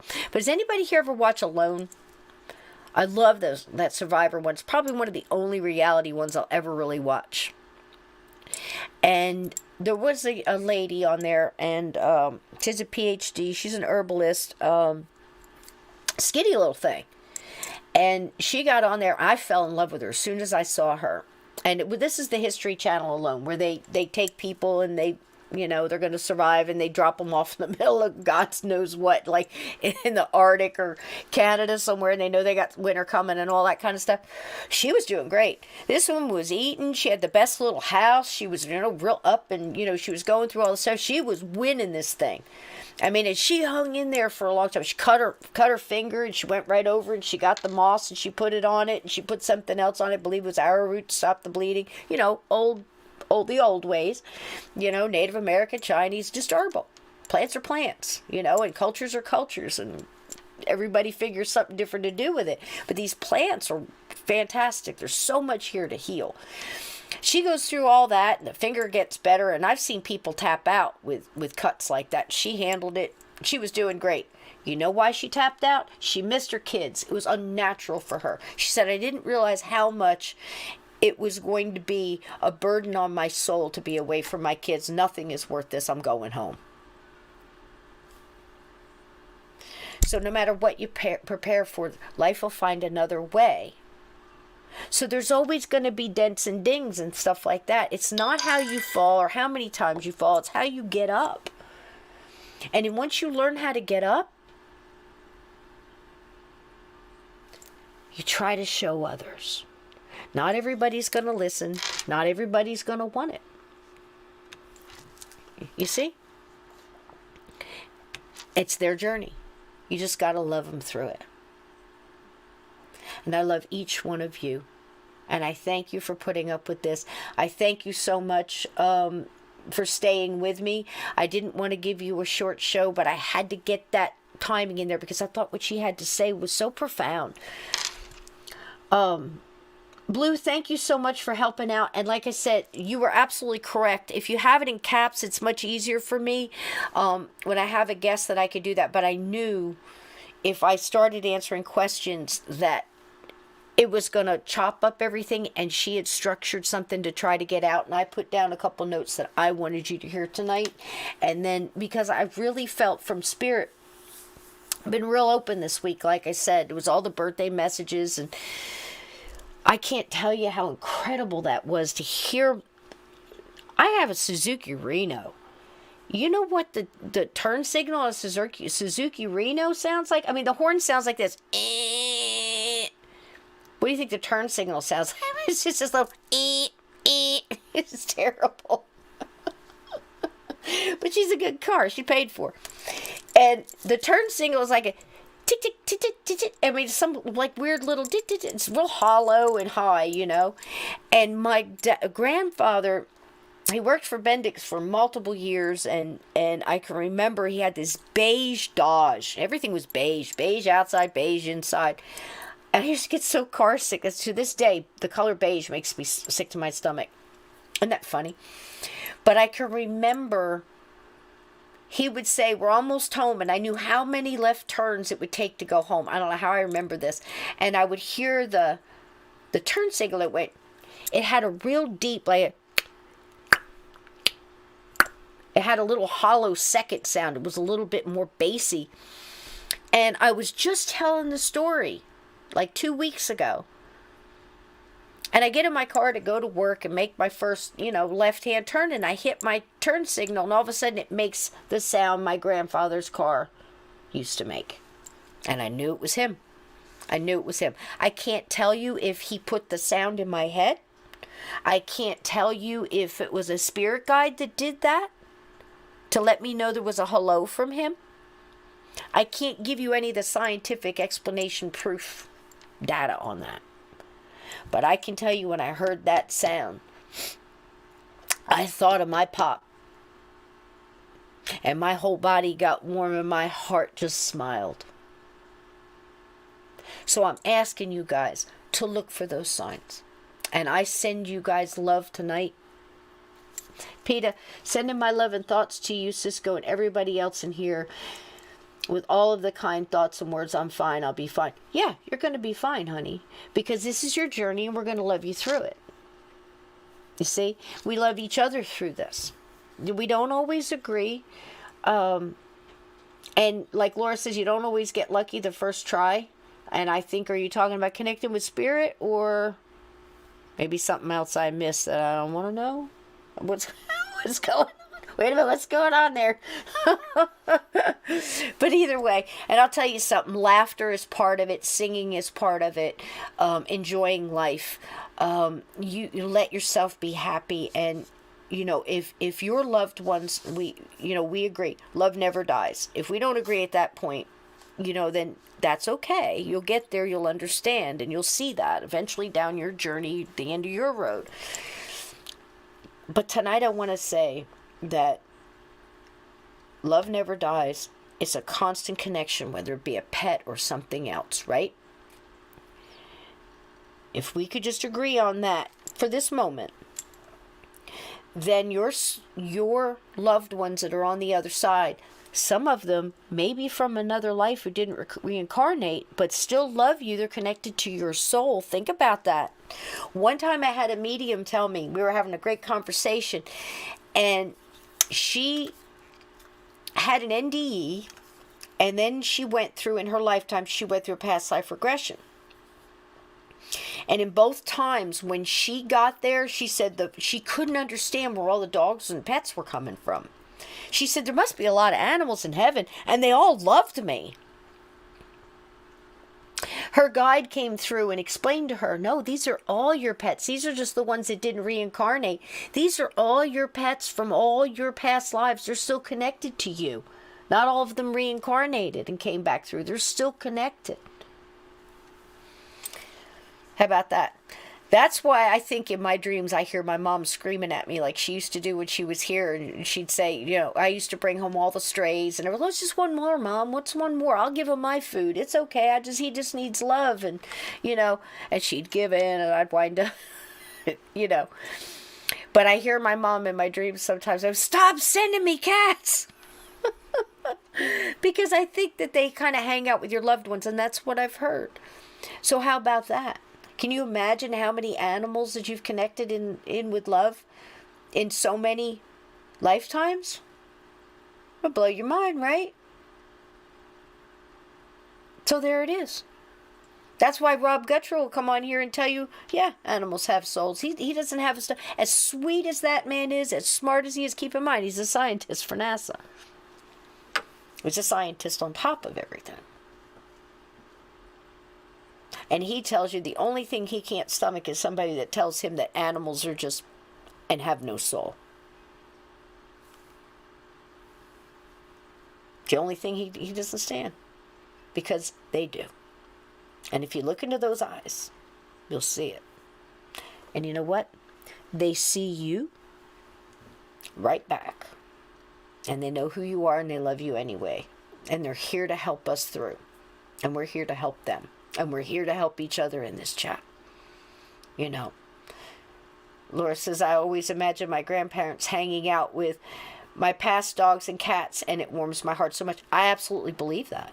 Absolutely, because everybody's connected. When we get Carole back on and we get some more people on to talk about soul groups, and, there was so funny, another person who told me, it's like their grandfather from like 2 lifetimes back, he's good. He said, I'm good. I don't need to record. Y'all go back in there. I'm good. I'm going to keep fishing. And and he just welcomes them back in and goes, how was it this time? You want to come fishing? It's kind of cool, because we have free will and we can choose. So if we're in this life and we're having all this chaos, why don't you, if you have that kind of, chaos, somebody in here was saying everything has been chaos. I think it was Courtney. Or if it's this or if it's that, or you find yourself that you are the eye of the storm just keeps going around you, and, people keep reaching for you for strength, or you feel like you got to go fix everybody and put everybody back together. You need to think of why you came here, If we chose it and we have free will, nobody else has anything to do with it but us. It's just that we agree they have to make their choice, and somehow everything links together, and the universe or source or whatever finds a way to link it all, and we're all playing out this stuff. And if you see somebody who's just so dark and so, I'm not talking about depressed or anything like that. I'm talking about a dark, soul, a serial killer, psychic, and they don't have a chemical imbalance or some other kind of mess, because we know that can affect people, yeah, or a mental illness or whatever. If they're just a dark soul to be a dark soul, just don't have anything to do with it. You can't fix them. You can't go in there and fix them.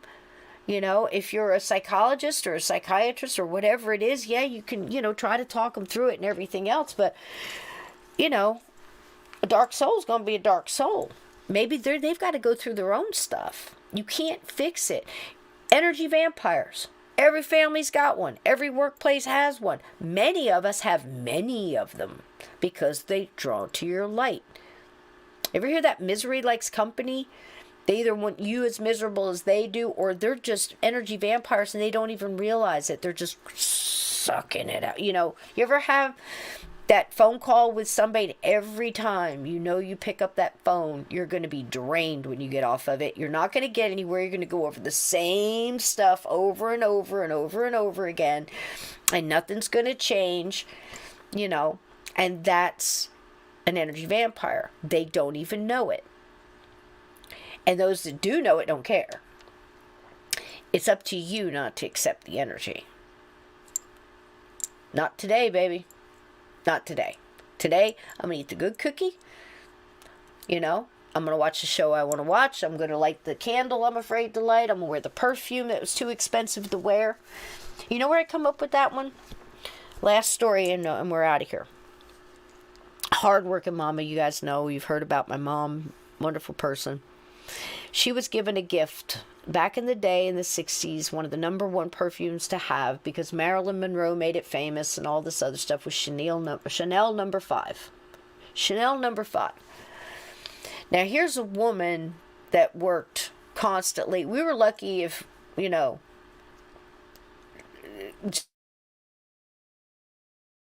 just lots of love, right? She never had anything like that. And she was able to, she dated this guy a little bit, nice guy, but eventually he went on. She probably sent him away. But he gave her a really nice gift. It was a tiny little bottle of Chanel number 5. She opened it once and she showed me, she goes, look at this. And it came in this beautiful tiny little glass bottle with a little diamond-y looking top. And it was so impressive. And I was probably 7, 8 years old, something like that. And she said, it's too good to use. I can't wear it to work. I have to wear it special. It's for special. How many people have heard that? It's for special. Kind of like we started in the beginning of this when we were talking about Entenmann's and all that other stuff. And, why do we treat guests, with more respect than we treat our friends? We treat them more comfortably. We smoke the cigarettes. We wear the funny hats. We wear the sweatpants, right? But she said, it's too good. It's for special. I have to save it. Well, here this hard-working woman that just kept going through life and everything else, and she never used the perfume because she was afraid to use the perfume because, a simple day going to work wasn't good enough to wear this nice perfume. Well, when she died, in her effects, I found up a little dried-up bottle of Chanel number 5 that she never wore, and eventually it just dried up and was some hard goo at the bottom of this beautiful little crystally looking bottle that she once held in her palm and said, isn't this beautiful? You know what would have been beautiful? That woman thought she was special and important enough to wear that perfume on a Monday. Wear the perfume, burn the candle, eat the cookie. Enjoy today. Know your loved ones love you. Love never dies. I love you. Treat yourself with kindness. If you treat yourself with kindness and respect, it can't help but radiate to others. If it bounces off of them, maybe it'll catch up with them in their journey later. Okay? I love you all. See you tomorrow night. I think we're just going to have a fun get-together tomorrow night. I'm going to talk to Steve. Unfortunately, a lady I work with went to go visit her sick brother, and she fell on the porch and broke her elbow. And my boss is a very kind, hardworking woman, cell phone business. Joan's a florist. And we have been very overwhelmed with a lot of work lately. So I thank you guys for allowing me to do right now maybe one a week or one every 2 weeks where I really have to research and study. And the rest of the time we'll get together and just have fun. We have Nomar coming up.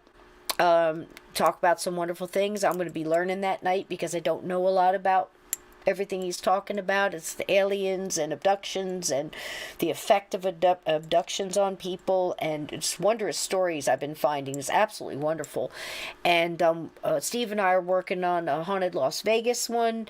We're still working on the Limburg, but unfortunately I have to really work, and boy, it's working long hours and stuff. But we're going to have shows, and they're going to be what they're supposed to be at the time, and that's okay, because I get to spend time with you. Boy, I miss you guys. I wish we could do this every night.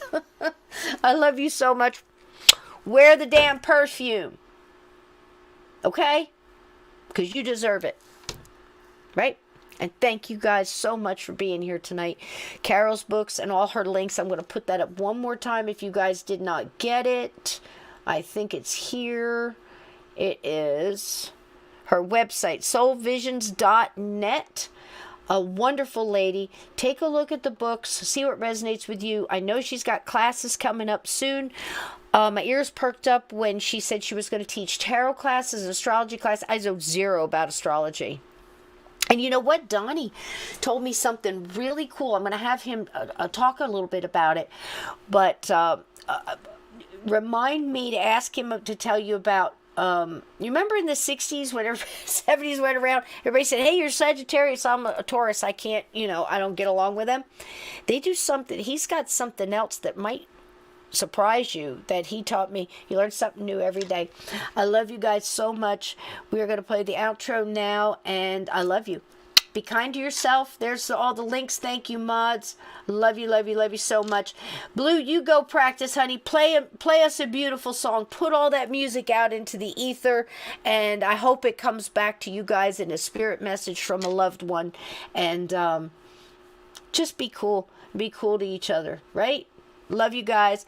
Thank you so much for the bacon. Thank you, mods. Thank you for baking those wonderful cupcakes. Love you all. See you tomorrow night with Steve, and we're going to have some fun. Love you. Good night, everybody. Maybe. Oh my gosh, I'm so messed up tonight. Here we go. Love you.